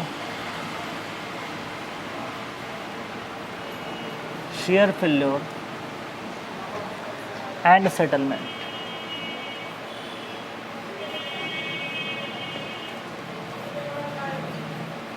तो इस तरीके से हमने सारी प्रॉब्लम को यहाँ पे नोट डाउन कर दिया। अब एक एक करके सॉल्व करते हैं। पहला आ जाओ, क्या कह रहा है कि the value of bearing capacity factor for a cohesion NC for soil as per the Meyerhof के बारे में भी पढ़ाया था आपको। देखिए 12 तो कहीं पर था नहीं, 9 वाला फैक्टर कहाँ पे यूज होता था, 9 वाला फैक्टर आपको पढ़ाया गया था। 9 वाला फैक्टर कहाँ यूज हुआ था, जब स्कम्पटन के बारे में बात किए थे। ठीक है। और DF/B रेशियो जो 2.5 के बराबर होता तब 9 लेते थे। ठीक है। उसके बाद में यहाँ पे आंसर आपका आएगा दैट इज़ 5.14, बिकॉज ये हो नहीं सकता, ये हो नहीं सकता। 6 पॉइंट तो हमने कहीं पढ़ा ही नहीं था। 6.28 पढ़ा था, लेकिन 6 पॉइंट हमने 2 नहीं पढ़ा था। तो इसका रिजल्ट हमने बताया था कि 5.14 के आसपास आपका जब कोहेसिव सॉइल होती है तो वहाँ पे NC की वैल्यू होती है। मतलब जब आपका क्लेई सॉइल हो, कोहेसिव सॉइल जिसको बोलते हो, क्लेई सॉइल हो, और जहाँ पे आपका 5U 0 हो, वहाँ पे आपकी NC की value that is 5.14, that is 5.14, ये आपके आते हैं एज पर मेयर हाउ। चल, ये बात आपको क्लियर हो गई, ठीक है। चल, अब बात कर लेते हैं नेक्स्ट थिंग्स की, ठीक है। अगला क्वेश्चन आता है, गेट में पूछा गया, for strip footing on a saturated clay है, ठीक है, गिवन फेल्योर सरफेस, ठीक है, बियरिंग कैपेसिटी इक्वेशन। पहली बात तो ये समझना, ये जो फुटिंग का लेवल है, ये फुटिंग का लेवल है, वही ग्राउंड लेवल है। ये बात आपको समझना पड़ेगा। दिस इज़ ग्राउंड लेवल और यही आपका क्या है, और फुटिंग लेवल है। दोनों का लेवल क्या है, सेम है, ठीक है। तो यहाँ पे क्या है, आपको जो निकालना है वो ये निकालना ये है कि आपके अल्टीमेट बियरिंग कैपेसिटी के बीच में रिलेशनशिप क्या निकल के आएगा, या सॉइल की अल्टीमेट बियरिंग कैपेसिटी कैसे आप निकालोगे। जो फेल्योर सरफेस है, थोड़ा सा सर्कुलर बनाते हैं सही तरीके से, ये है इसका फेल्योर सरफेस, सर्कुलर बना हुआ है, ठीक है, सेमी सर्कुलर है, सर्कुलर नहीं बोल सकते। तो एक काम ये कर सकते हो कि आपको अननोन निकालना है और जो भी आंसर लाना है वो आपको लाना है अल्टीमेट बियरिंग कैपेसिटी के टर्म में। मतलब अल्टीमेट बियरिंग कैपेसिटी आपको जो लानी है वो CU के टर्म में आपको लानी है, ठीक। देखो फुटिंग पे यहाँ पे आपका जो भी आएगा, हम एक काम कर सकते हैं, अननोन निकालने के लिए सबसे अच्छा तरीका है, आपको यहाँ पे जो स्ट्रेसेस दे रखे हैं और स्ट्रेस को अगर मैं एरिया से मल्टीप्लाई कर दूँ तो मेरे को क्या पता चल जाएगा, फोर्स, और फोर्स को उसके परपेंडिकुलर डिस्टेंस से मल्टीप्लाई कर दूं तो मेरे को पता चल जाएगा उसका मूवमेंट। एक काम करते हैं, take bending moment about A, take bending moment, या सीधे मोमेंट लिख देते हैं, मोमेंट Ma = 0।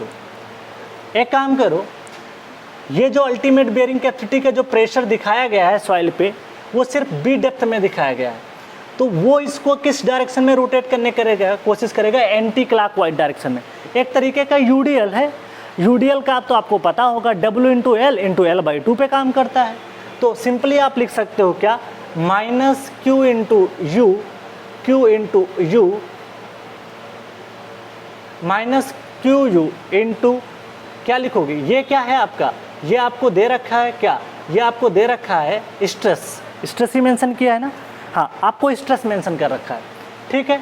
और आपको स्ट्रिप फुटिंग बता दिया है, तो इसमें लेंथ तो हम कंसीडर नहीं करते हैं, लेंथ मान लेते हैं कि अंदर की तरफ 1 मीटर है, इस तरीके से 1 मीटर की तरफ लेंथ को क्या मान लिया, 1 मीटर, ठीक।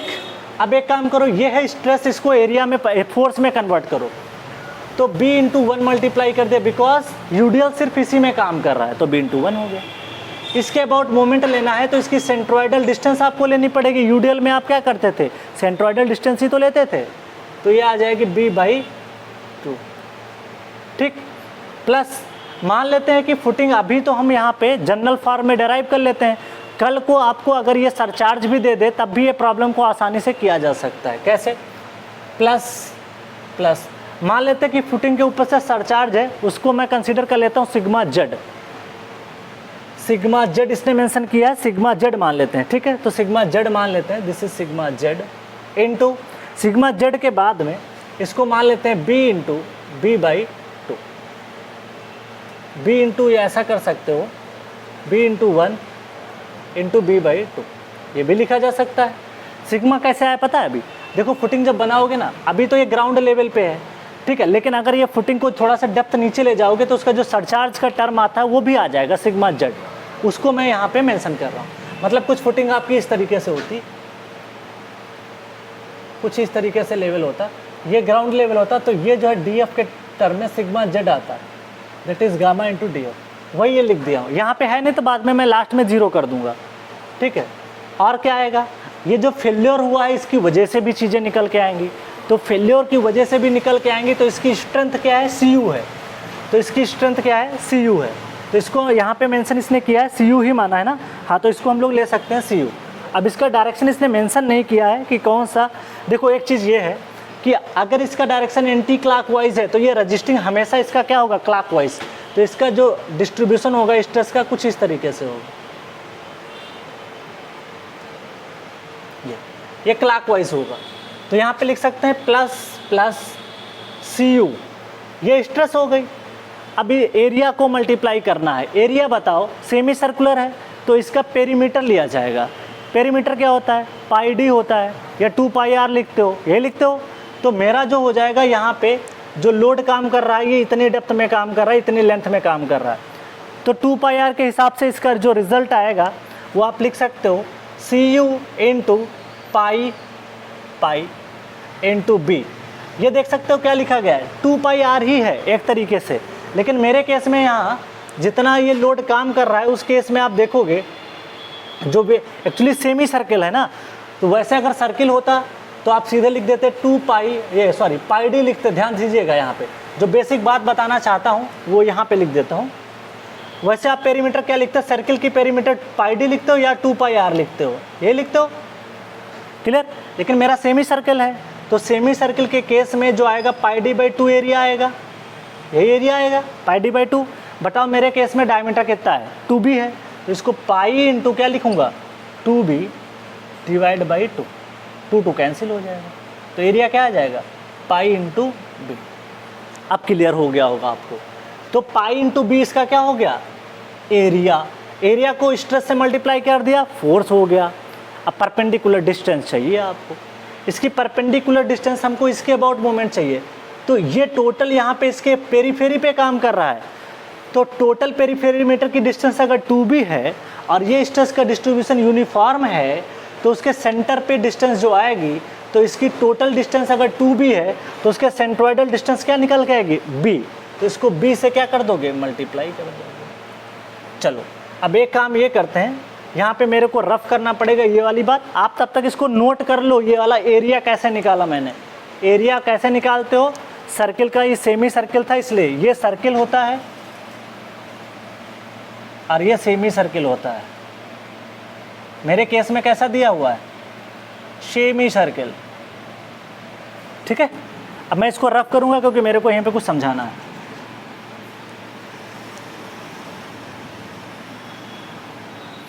देखो भाई एक काम करते हैं, यहाँ पे फुटिंग जो है ग्राउंड लेवल पे है, footing at ground level, footing at ground level, so df is 0, then sigma z equal to 0 put कर दो यहाँ पे, तो रिजल्ट निकल के आएगा minus q into B square divide by 2 equal to, ये तो 0 हो गया, इसको हटाओ, ये 0 करो, हटा दो इसको, प्लस इजकल टू अगर ये बाहर जाएगा माइनस में आएगा C U into pi into B square, B square से बी स्क्वायर कैंसिल और माइनस से माइनस एक प्लस हो जाएगा, तो यहाँ से क्यू यू इजकल टू निकल के आएगा क्या, 2 पाई इंटू सी यू।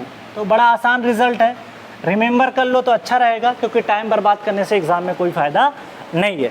तो जब मैंने आपको पढ़ाया था ना स्लिप सर्कल थ्योरी, तो वहाँ पे भी प्रूफ करके बता दिया था ये, ठीक है। उसका रिजल्ट आया था 6.28 करके, वहाँ पे प्रूफ नहीं किया था, आज ये आपके सामने प्रूफ भी कर दिया।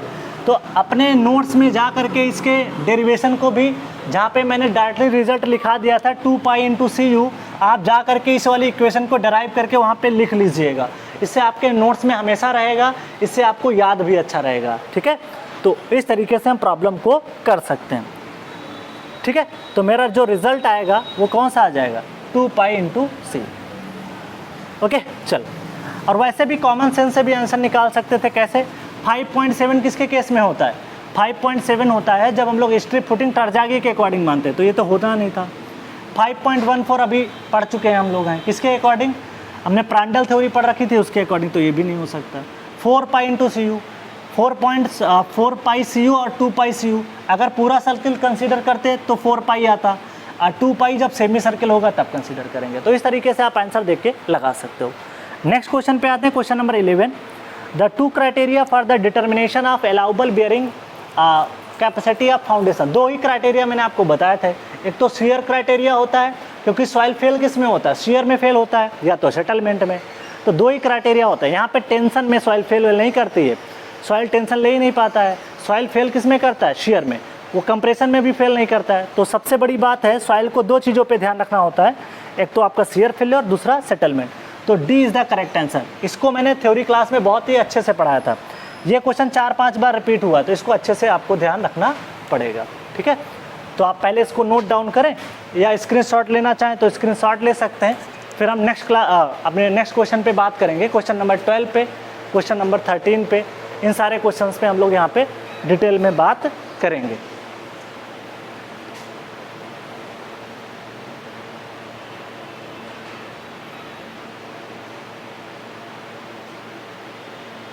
ठीक है, तो आप जा करके एक बार ज़रूर स्लिप सर्किल वाले जो टॉपिक मैंने पढ़ाया था, तो वहाँ पे ये वाला डेरिवेशन ज़रूर मेंशन कर लीजिएगा, क्योंकि डेरिवेशन जब मेंशन कर लोगे तो आपको क्या है ना, जब भी थ्योरी क्लास में पढ़ोगे, जैसे ही अपने नोट्स उठाओगे तो एक बार रिवाइज हो जाएगा, ठीक है।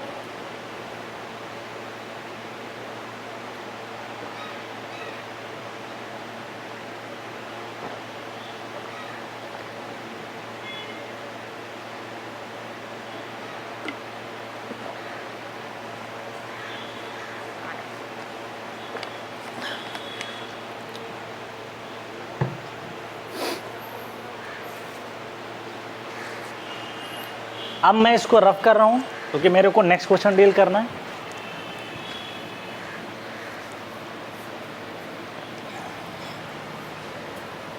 चल, क्वेश्चन नंबर 12 पे आ जाते हैं।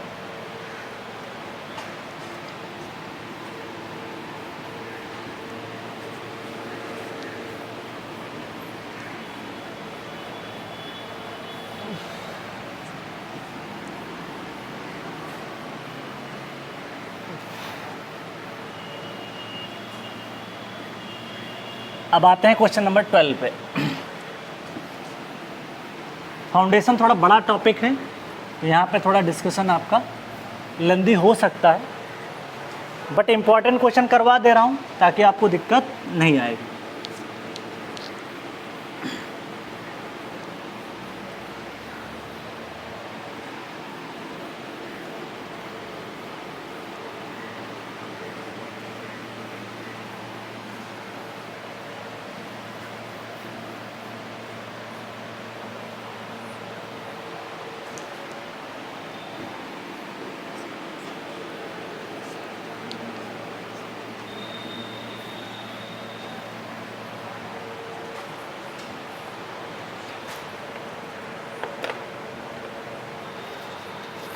नेक्स्ट क्वेश्चन पे मूव करते हैं। क्वेश्चन नंबर हम लोग करेंगे, अब लोग क्वेश्चन उस पर डील करते हैं यहाँ पे, ठीक है। चलो, नेक्स्ट क्वेश्चन है, क्वेश्चन नंबर हम लोग 12 पे आ जाते हैं, जो कि गेट में 2002 में पूछा गया, बड़ा अच्छा क्वेश्चन है। That is question number 12, GATE का क्वेश्चन है 2002। The observed value of standard, the observed value of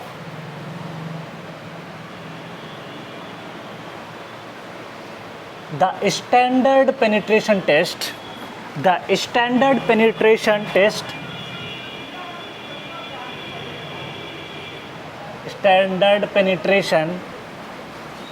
standard penetration number capital N at 10 meter depth, at 10 meter depth, 10 meter depth of a silty sand deposit, of a silty sand deposit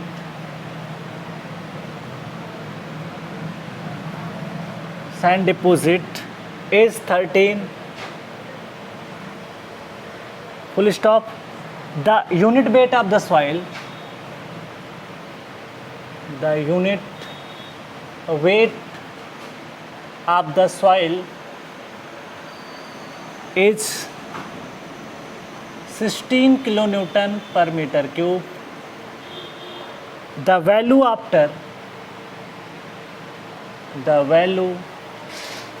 after the value after correcting for the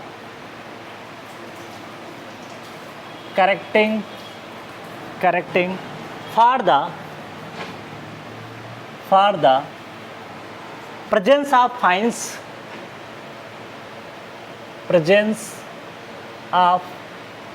fines will be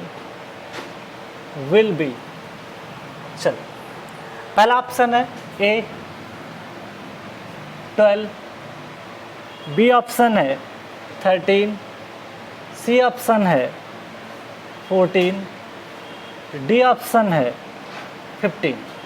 okay, next question है gate में पूछा गया है, question number 13 gate का question है और ये पूछा गया था 2004 में।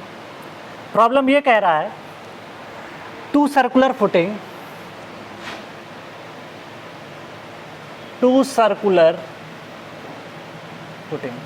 दो फुटिंग कैसे हैं, दोनों का साइज कैसा है, सर्कुलर है। Footing of diameter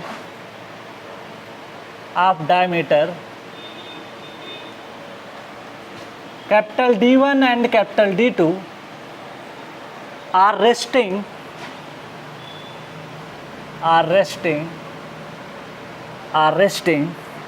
on the surface of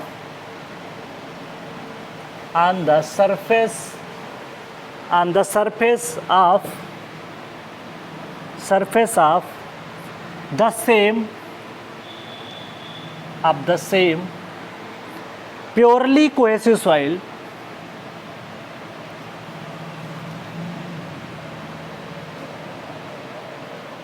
cohesive soil. अब इस टाइप की प्रॉब्लम मैं कई बार करा चुका हूँ, खुद ही आप समझ जाओगे। Cohesive soil, the ratio of their gross ultimate bearing capacity, the ratio of their gross ultimate bearing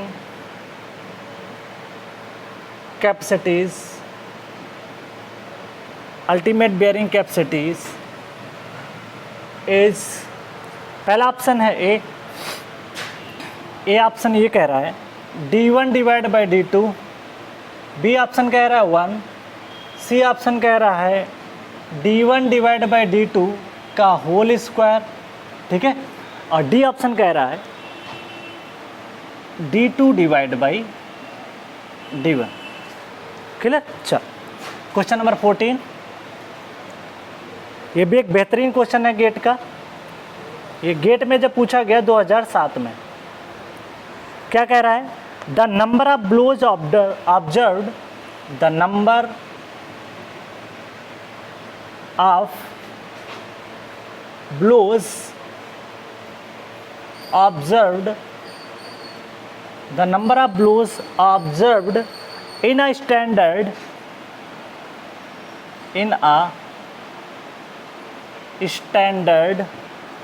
penetration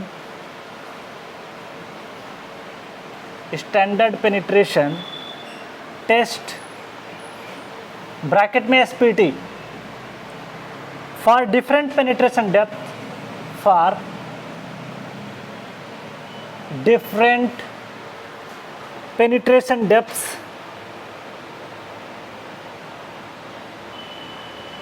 penetration depths are given as follows। ये डेटा के फॉर्म में आपको दे रखा है और आपको आंसर निकालना है। जैसे पेनिट्रेशन ऑफ सैम्पलर दे रखा है, penetration of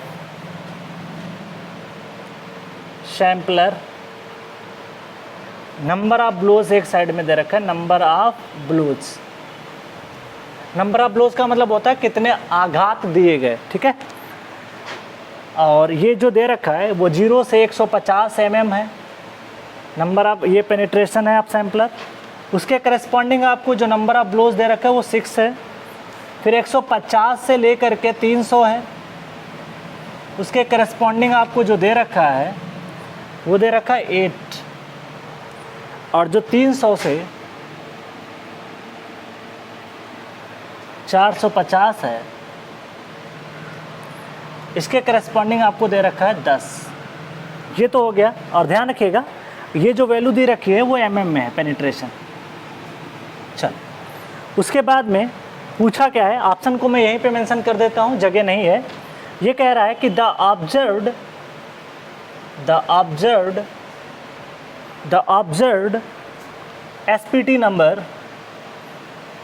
SPT number capital N is equal to पहला ऑप्शन ए ऑप्शन कह रहा है दिस इज 8, बी ऑप्शन है 14, सी ऑप्शन है 18 और डी ऑप्शन आपके सामने है 24। चल, पहले इतने क्वेश्चन सॉल्व कर लेते हैं, फिर अगली बार में कुछ क्वेश्चन करते हैं। पढ़ो क्वेश्चन अच्छे से। क्या कह रहा है कि the observed value of the standard penetration number n at a depth, मतलब कहीं पे टेस्ट परफॉर्म किया गया, 10 मीटर डेप्थ पे जा करके एक टेस्ट परफॉर्म किया गया, that is called SPT test. और वहाँ पे आपने n की वैल्यू जो निकाली वो कितनी आई, n की वैल्यू निकल के आई 13। ठीक है, सिल्टी सैंड डिपॉजिट है। Unit weight of the soil is 16 kilonewton per metre cube. The value after correcting for the presence of fines will be. ठीक है, तो presence of fines will be okay. तो presence of जो fines होता है, dilatancy correction is applied, but ध्यान रखिए यहाँ पे एक पॉइंट मेंशन करता हूँ नोट करके, presence of fines dilatancy correction is applied only when if n is greater than 15। यहाँ पे ये करेक्शन आप तभी लगा सकते हो जब आपकी n की वैल्यू 15 से ज़्यादा हो, बट आपका n कितना दिया हुआ है 13, तो आप यहाँ पे कोई करेक्शन नहीं लगा पाओगे, क्योंकि आपको मैंने फार्मूला पढ़ाया था, that is 15 plus n minus 15 divide by 2। और ये फार्मूला जो वैलिड था, जो डायलाटेंसी करेक्शन आप निकालते थे करेक्टेड वैल्यू, ये तभी आप अप्लाई कर सकते थे जब ये n की वैल्यू 15 से ज़्यादा होनी चाहिए। अब n की वैल्यू बताओ कितनी क्वेश्चन में दे रखी, 13। इसका मतलब जो आंसर आपका रहेगा वो 13, इसमें कोई चेंज नहीं आएगा।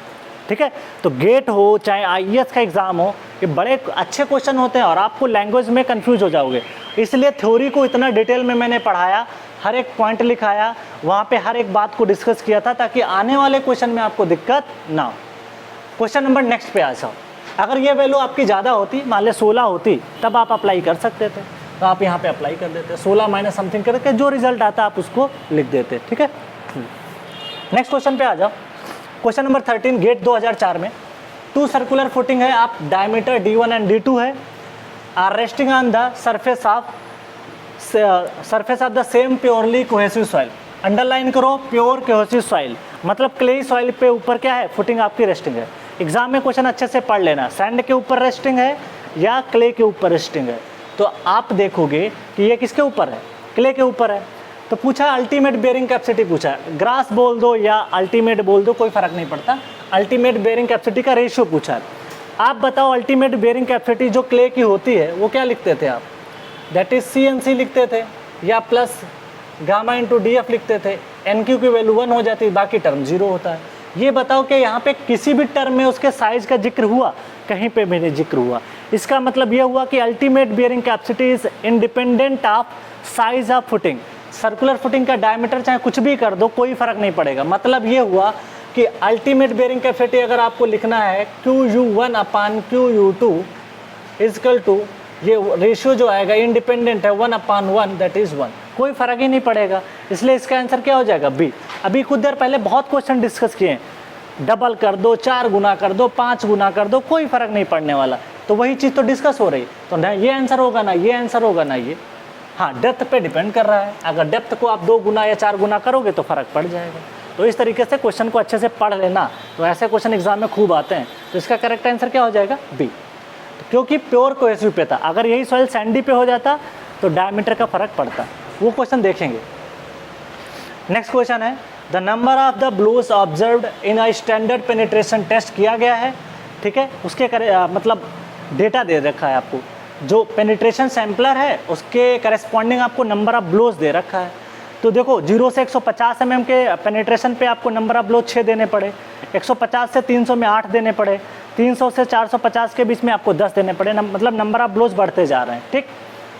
तो आपको एक डिफिनीशन पढ़ाई गई थी कि जब हम नंबर ऑफ ब्लोज कंसीडर करते हैं तो शुरुआत के 150 mm या 15 सेंटीमीटर को हम लोग क्या कर देते हैं, निगलेक्ट कर देते हैं। क्यों? शुरुआत का मान के चलते हैं कि सैम्पलर पूरी तरीके से अच्छे से बैठ नहीं पाता है, तो शुरुआत के 150 mm को निगलेक्ट करना होगा, जो लास्ट का बचा होगा वो आपको लेना होगा। मतलब ये शुरुआत की रीडिंग को आपको कंसीडर नहीं करना है, तो बची वाली रीडिंग को कंसीडर करना है, ठीक है। तो बची वाली रीडिंग कौन सी हो जाएगी, 8 और 18, सॉरी 8 और 10, ये इसको कंसीडर नहीं करना है। क्यों नहीं कंसीडर करना है? बिकॉज हमें पता है कि हम पहली जब टेस्टिंग करते हैं शुरुआत वाली डेप्थ पे, जो सैम्पलर गिराया जाता हाइट से, कोई ज़रूरी नहीं कि वो पूरी तरीके से सेट हो जाए, तो पहली रीडिंग जो होती है वो 150 mm निगलेक्ट कर देते हैं, ठीक है। तो उस पॉइंट को मैं लिखा भी चुका हूँ थ्योरी क्लास में।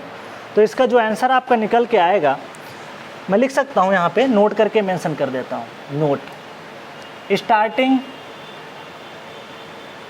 150 mm penetration, 150 mm starting 150 mm penetration is neglected because it is considered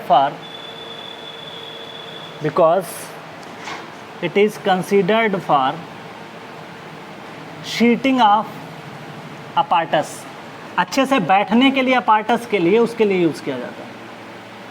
मतलब प्रॉपर तरीके से आपका जो सैम्पलर है पेनिट्रेशन वाला, ठीक है, जो हमने पढ़ा था स्प्लिट स्पून सैम्पलर होता है, उसको पेनिट्रेट कराना पड़ता है, वो आसानी से बैठ जाए सीधा, कहीं ऐसे ना हो जाए, कहीं ऐसे ना हो जाए, उसके लिए शुरुआत का निगलेक्ट कर देते हैं।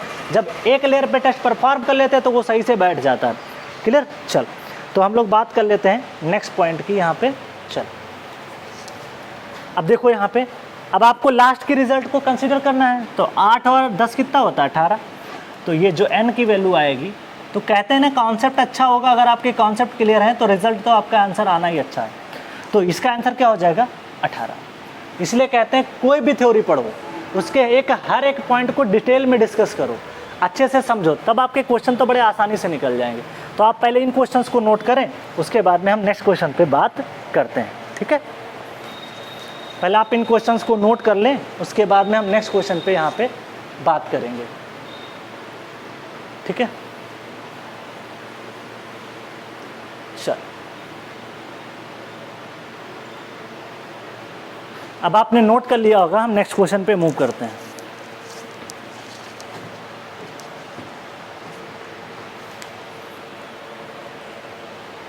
चल, नेक्स्ट क्वेश्चन,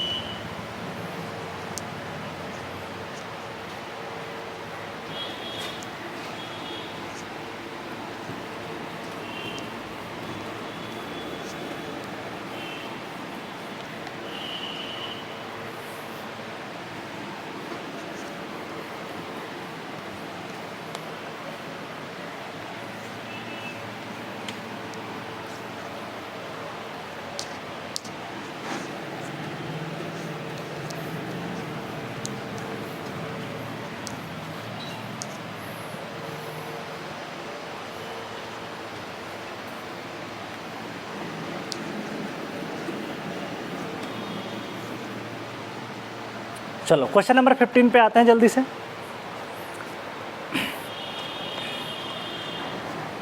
ये क्वेश्चन है 15 नंबर, गेट में पूछा गया, ठीक है, gate 2003।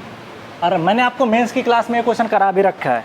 In a plate load test, in a plate load test, in a plate load test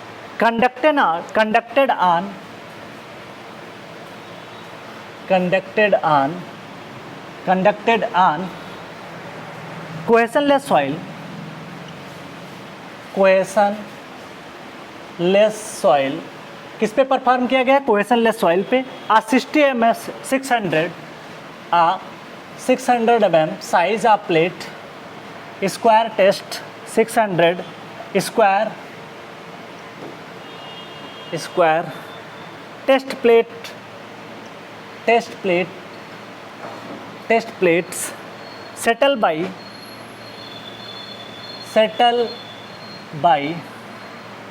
15 mm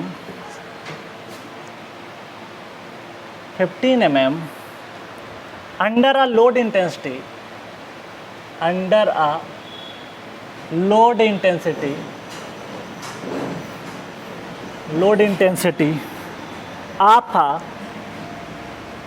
0.2 Newton पर mm स्क्वायर। ये लोड इंटेंसिटी है, मतलब लोड डिवाइड बाय एरिया, ठीक है, निकाल सकते हो, इसकी कोई ज़रूरत भी नहीं। ऑल कंडीशन रिमेनिंग सेम, उसने बोल दिया सारी कंडीशन सेम है। All condition remaining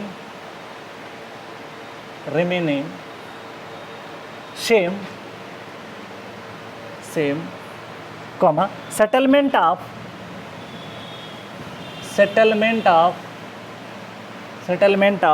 1 metre square footing 1 metre square footing will be A option है less than 15 mm,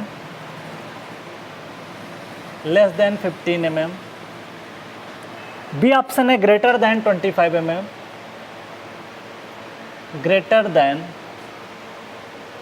25 mm, C option है 15.60 mm और डी ऑप्शन है 20.50 mm। ठीक है, चल अगला क्वेश्चन पहले मेंशन कर लेते हैं जल्दी से। ओके चलो, नेक्स्ट क्वेश्चन है जो कि कई बार रिपीट हुआ है IAS गेट सम में। This is question number 16। ये आपका SSC JEE में तो पहली बार 2 बार रिपीट हुआ है। JEE SSC JEE में लिख देता हूँ। ये क्वेश्चन JEE में 2009, 2012 और बाकी IAS में भी रिपीट हुआ कई बार। ठीक है, ये क्या कह रहा है? A plate load test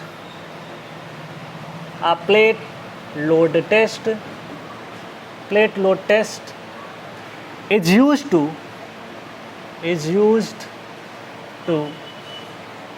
determine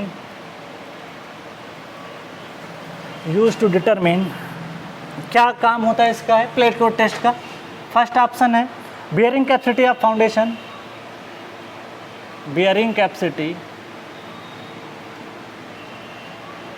foundation, ठीक है। बी ऑप्शन है सेटलमेंट ऑफ फाउंडेशन,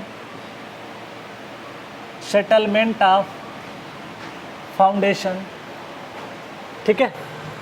और सी ऑप्शन आपके सामने दे रहा हूँ, बोथ ए एंड बी। और डी ऑप्शन कह रहा है that is none of the above, इसमें से कोई नहीं है। None of the above. Okay चल नेक्स्ट से बात कर लेते हैं, क्वेश्चन नंबर 17 की बात करते हैं। क्वेश्चन नंबर 17 क्या कह रहा है?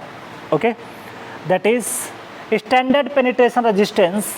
ये क्वेश्चन आपका JEE में पूछा गया है, SSC JEE 2010, और मैंने क्लास में डिस्कस भी किया था। Standard penetration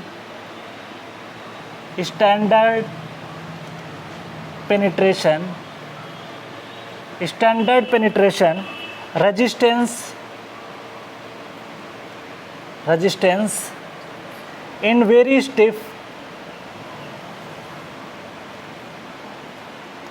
stiff clays lies between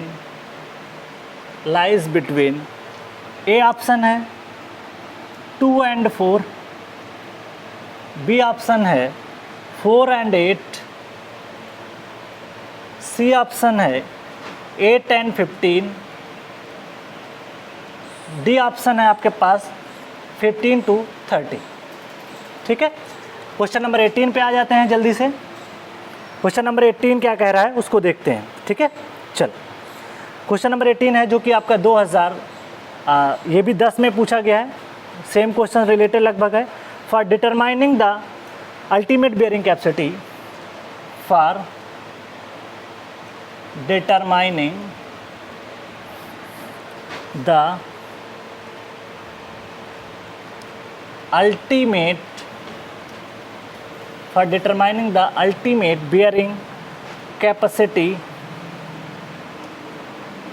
ultimate bearing capacity of soil,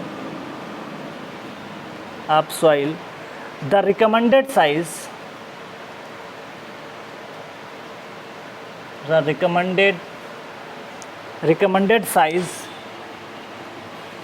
size of square bearing plate, square bearing plate used in plate load test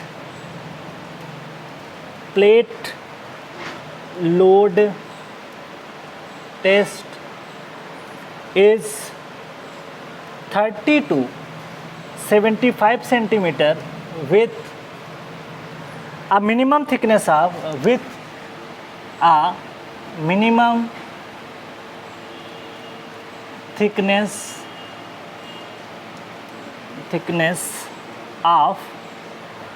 A option 20 mm, B option 25 mm, C option 50 mm, D option none of the above। तो जल्दी से solve करते हैं सारे questions को अब हम लोग। चलो देखो, एक plate load test is conducted on cohesionless soil. सबसे पहले देखिए, पूरी सॉइल मैकेनिज्म में दो चीज़ों का बड़ा खेल है, कोहेशनलेस सॉइल है या कोहेसिव सॉइल है, ठीक है। 600 mm की स्क्वायर प्लेट है जिसको हम लोग टेस्ट किए, उसका सेटलमेंट जो ज्ञात किया गया वो सेटलमेंट निकल गया 15 mm। तो सबसे पहले इस क्वेश्चन को सॉल्व करने के लिए गिवन डेटा लिखते हैं। तो मेरे पास जो साइज ऑफ प्लेट है BP that is given as 600 mm, इसको हम लोग कन्वर्ट कर लेते हैं मीटर में, तो ये 0.6 मीटर आ जाएगा, ठीक है। उसका सेटलमेंट कितना दिया हुआ है SP सेटलमेंट कितना है 15 mm। तो इसको ऐसे रखते हैं बिकॉज ज़्यादातर हमारा सेटलमेंट किस में आता है, MM में आता है। और जो फुटिंग है, फुटिंग का जो साइज़ है वो कैसा है, वो आपका स्क्वायर फुटिंग है। तो स्क्वायर फुटिंग का जो साइज़ है इसको B सफिक्स में F, इसको हम लोग लिखते हैं 1 मीटर का है, तो दैट इज़ 1 मीटर। तो आप बताओ सॉइल कैसी है। अगर सॉइल आपकी कोहेशनलेस सॉइल है तो उसका फार्मूला आपको पता रहता है क्या, SF/SP equal to BF bracket में BP plus 0.3 divide by BF plus 0.3, ठीक है। इसको ब्रैकेट क्लोज, फार्मूला आपको लिख दिया गया। अगर यही आपके क्ले सॉइल के ऊपर होता तो कुछ नहीं करते, SF/SP इजकल टू BF/BP कर देते, कोई स्क्वायर लगाने की ज़रूरत नहीं है, ना ये टर्म लिखने की ज़रूरत आपको पड़ती है। चलो पुट कर देते हैं सारे डेटा को। मेरे को ये निकालना है, इसका वैल्यू दिया है 1 रखो। यहाँ पे आपको BP की वैल्यू कितनी दे रखी है, 0.6 है, तो 0.6 प्लस 0.3 आप लिख सकते हो, डिवाइड बाई क्या कर सकते हो, BP की वैल्यू आपके पास 0.6 है, इसकी वैल्यू आपके पास है 1 प्लस 0.3 है, ये ब्रैकेट क्लोज, इसको स्क्वायर करिए आप, दैट इज SF/SP। जब सॉल्व करोगे ना तो SP की वैल्यू क्या पुट कर दोगे, 15 mm। यहाँ से जो रिजल्ट निकाल के लाओगे आप, तो ये अप्रॉक्सीमेट जो आपका रिजल्ट निकल के आता है, ये आता है 19 पॉइंट समथिंग करके निकल के आता है। तो मेरे पास यहाँ पे रिजल्ट नहीं है, तो 19 पॉइंट समथिंग करके 62 mm के आसपास निकल के आता है, ठीक है। तो आपका ये रिजल्ट निकल के आ गया। तो एक चीज़ ध्यान रखना है आपको है, अब आपको ऑप्शन के हिसाब से काम करना पड़ेगा, एग्जैक्ट आंसर नहीं मैच करेगा। क्या कह रहा है, लेस देन 15 mm, गलत हो जाएगा क्योंकि रिजल्ट आपका 19 पॉइंट समथिंग आ रहा है। ग्रेटर देन 20 ये भी नहीं हो सकता, 15.60 ये भी नहीं हो सकता, अप्रॉक्सीमेट इसके बराबर हो सकता है। 19.62 देखोगे तो अप्रॉक्सीमेट किसके बराबर है, 20.5 के पास है। तो कई बार आपको ऑप्शन भी ऐसे बना देगा कि आप कंफ्यूज हो जाओ, हालांकि ये ऑप्शन होना चाहिए था, नहीं है तो उसके अप्रॉक्सीमेट आप उसके बराबर मान सकते हो। तो 19 के आसपास है ना, 19.62 किसके आसपास है, 20 के आसपास है, तो इसको आप लगा सकते हो। 15 से तो बहुत दूरी पे है, तो इसलिए उसको नहीं लगा सकते। नेक्स्ट क्वेश्चन पे आते हैं। Question number 16, a plate load test is used to determine. Plate load test को इतना डिटेल में समझाया था और मैंने आपको उस पर 2 घंटे टाइम दिया था। तो प्लेट लोड टेस्ट में अगर हम बात करें तो उसमें आपने देखा तो हम क्या निकालते थे, मेन मेरा जो निकालने का मकसद था वो हम लोग अल्टीमेट बेयरिंग कैपेसिटी निकालते थे, उसके अलावा सेटलमेंट भी निकाल सकते हैं, उसके अलावा कुछ और चीज़ें भी निकाल सकते हैं। हाईवे में प्लेट लोड टेस्ट जब किया जाता है तो वहाँ पे आप उससे क्या निकालते थे, आपको के वैल्यू निकाली जाती थी। के वैल्यू जब आपने पढ़ा था मॉडुलस ऑफ सबग्रेड होता है तो वो भी निकाला जाता था। उसके अलावा कुछ और पैरामीटर भी आप निकाल सकते हो बट इतना इंपॉर्टेंट नहीं है। मेन जो है वो आपका बियरिंग कैपेसिटी है और सेटलमेंट है। तो मेरा बियरिंग कैपेसिटी भी सही हो जाएगा और आपका सेटलमेंट भी सही हो जाएगा। तो इस हिसाब से बोथ आंसर आएगा आपका। कौन सा आएगा, बोथ। तो both A and B is the correct option हो जाएगा। नेक्स्ट बात पे आते हैं, क्वेश्चन नंबर 17। तो इसका मतलब है मेरा आंसर इसमें क्या आएगा, सी सही हो जाएगा। क्या हो जाएगा, C. Question number 17, standard penetration resistance is very stiff clay. मैंने आपको वैल्यूज़ लिखवा दी थी कि सॉइल स्टिप क्ले होती है तो उसका स्टैंडर्ड देखिए, जितनी सॉइल नीचे की स्टिप होगी आपको उतना ही ज़्यादा वैल्यू पेनिट्रेशन के लिए देना पड़ेगा। तो अगर आपकी स्टिप क्ले है मतलब थोड़ा सा हार्ड है तो उसके लिए आपकी जो वैल्यू होती है वो 15 से 30 होती है। ये वाली मीडियम के लिए रखनी पड़ेगी, ये लूज के लिए रखनी पड़ेगी। तो आप इस तरीके से याद कर सकते हो और आपको लिखा भी दिया था तो ये रिजल्ट आप याद कर सकते हो। तो ये भी क्वेश्चन क्लियर हो गया। क्वेश्चन नंबर 18 पे आओ। इसको भी मैंने डिस्कस किया था कि determining the ultimate bearing capacity of the soil recommended the size of square bearing plate. हमने साइज याद है हमको ना, 30 से लेके 75 तक यूज करते थे। 30 किसके लिए यूज करते थे, जब कोई स्टिप सॉइल होती थी, स्टिप क्ले होती थी तो हम 30 mm से 35 mm तक लेते थे। लेकिन अगर कोई लूज सॉइल होती है तो लूज सॉइल के लिए हम लोग क्या करते थे, साइज प्लेट का क्या कर देते थे, बढ़ा देते थे। तो वहाँ पे याद होगा आपको मिनिमम थिकनेस जो ली जाती थी, ये प्लेट है, प्लेट का टेस्ट परफॉर्म करना है तो इसकी जो थिकनेस होती है ना, थिकनेस को मिनिमम 25 से कम नहीं रखना है। 25 से बढ़ा सकते हो, उससे कम नहीं रखना है। तो इसका रिजल्ट क्या आ जाएगा, ये। तो इस तरीके से हमने 18 क्वेश्चन डिस्कस किए। 2 क्वेश्चन हमको और डिस्कस करने हैं, पहले आप इसको नोट डाउन कर लें, फिर हम जल्दी से 2 क्वेश्चन खटाक से डील करते हैं। बड़े आसान क्वेश्चन हैं, उनको हम लोग डील करते हैं, ठीक है। ओके, चलो,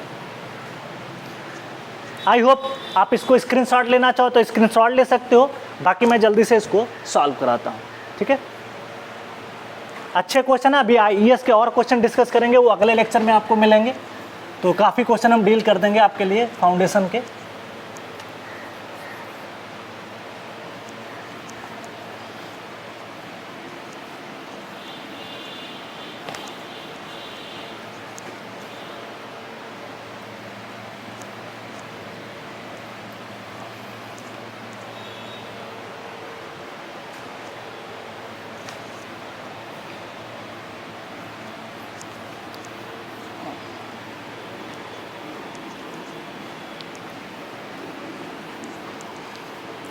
चलो क्वेश्चन नंबर 19 पे आते हैं जल्दी से।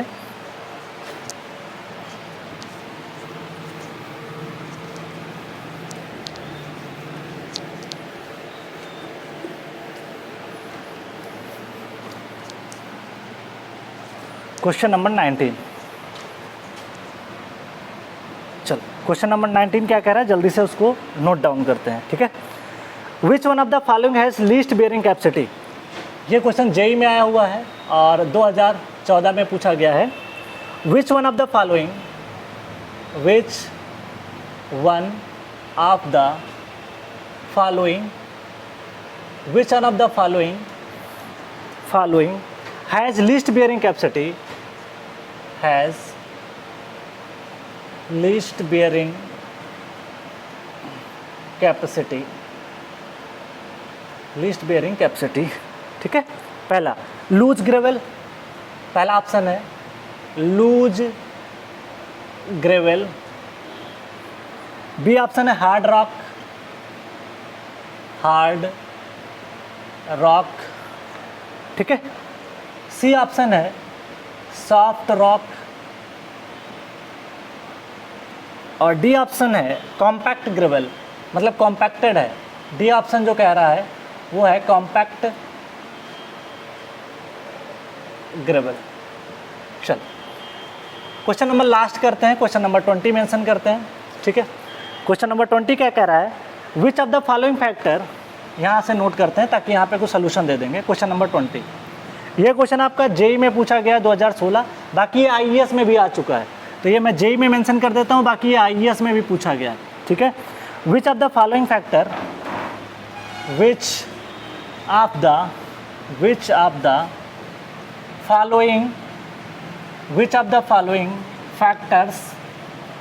of the following factors can affect bearing capacity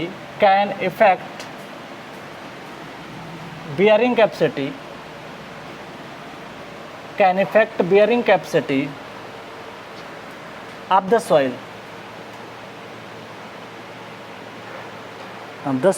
पहला है grain size of the soil. Grain size of the soil मतलब साइज बड़ा है छोटा है उस पर डिपेंड करेगा। बी ऑप्शन है shape of the footing, square है क्या है उस पर डिपेंड करेगा, सर्कुलर है वे सब, शेप ऑफ फुटिंग। और सी ऑप्शन कह रहा है साइज ऑफ द फुटिंग मतलब डायमेंशन कितना है, साइज ऑफ द फुटिंग।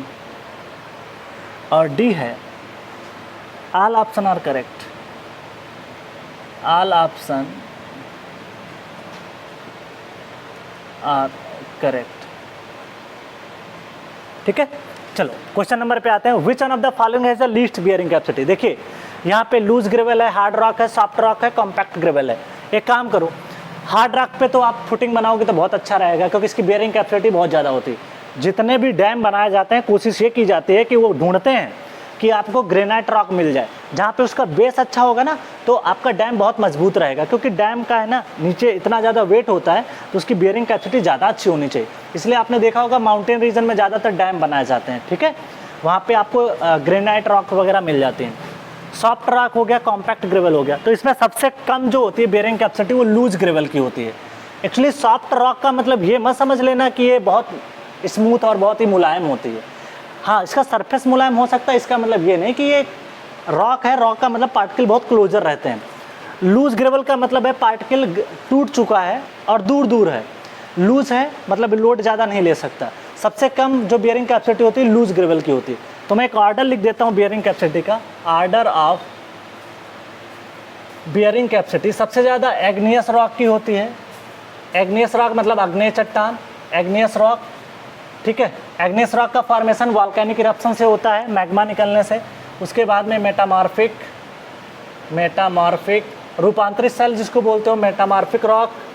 उसके बाद में आप किसको लिख पाओगे, सेडिमेंट्री रॉक, सेडिमेंट्री अवसादी सेल जिसको बोलते हो, sedimentary rock.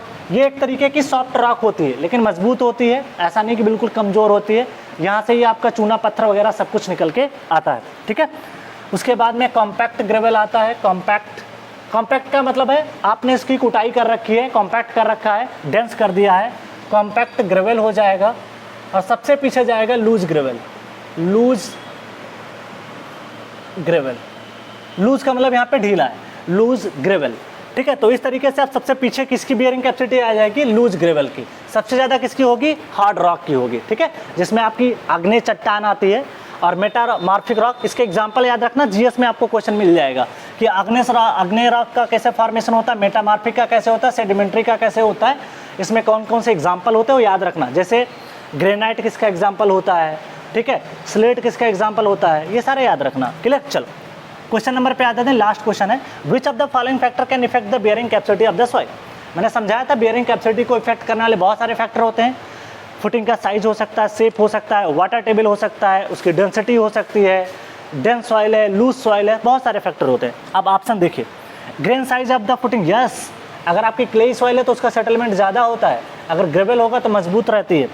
Shape of the footing, square footing है या सर्कुलर है तो उस पर भी इफेक्ट करता है। सारे टर्म तो मैंने आपको लिखा रखे। अल्टीमेट बियरिंग कैपेसिटी देखो ना, अगर मान लिया कि स्ट्रिप फुटिंग लिखते थे तो हम लोग CNC लिखते थे, ठीक है, प्लस QNQ लिखते थे, plus 1.5 B gamma N gamma लिखते थे। और वही अगर हम लिख देते थे किसके लिए, स्क्वायर के लिए, तो 1.3 CNC plus QNQ plus 0.4 B gamma N gamma. वही ये तो आपका स्ट्रिप हो जाता था। ये किसके लिए हो जाता था, स्ट्रिप हो गया। ये हो गया आपका लिए स्क्वायर, किसके लिए हो गया, स्क्वायर हो गया, स्ट्रिप फुटिंग हो गई, ठीक है। चल सर्कुलर के लिए लिखते थे तो हम लोग क्या लिखते थे 1.3 into c n c plus q n q plus 0.3 b gamma n gamma लिखते थे, ठीक है, सर्कुलर के लिए। तो इस तरीके से आप देख सकते हो यहाँ पे टर्म बदल जा रहे हैं, यहाँ 1.3 आ जा रहा है, यहाँ 0.4 है, यहाँ 0.4 है, यहाँ पे 0.3 है। तो बेयरिंग कैपेसिटी मतलब उसके शेप से बदल जाती है। Size of the footing, yes, अगर बी बदलोगे तो ये टर्म भी बदल जाएगा आपका। तो इस तरीके से रिजल्ट बदलते हैं। तो ऑल ऑप्शन आर करेक्ट, ठीक है। और कल को ये वाटर टेबल भी देता तब भी सही होता। अगर कहता वाटर टेबल से बेयरिंग कैपेसिटी इफेक्ट करती, यस, क्योंकि आपको मेंस के क्वेश्चन में मैंने अच्छे से बताया था कि बेयरिंग का वाटर टेबल ऊपर जाएगा बेयरिंग कैपेसिटी घट जाती है, वाटर टेबल नीचे आता है बेयरिंग कैपेसिटी बढ़ जाती है। तो इस तरीके से हम क्वेश्चंस को कर सकते हैं। तो आज के लिए इतना ही। नेक्स्ट लेक्चर में ऑब्जेक्टिव क्वेश्चन के साथ ही मिलेंगे, इसके और क्वेश्चन करेंगे जो कि IES के होंगे, ठीक है। तो आज के लिए इतना ही। Thank you all of you.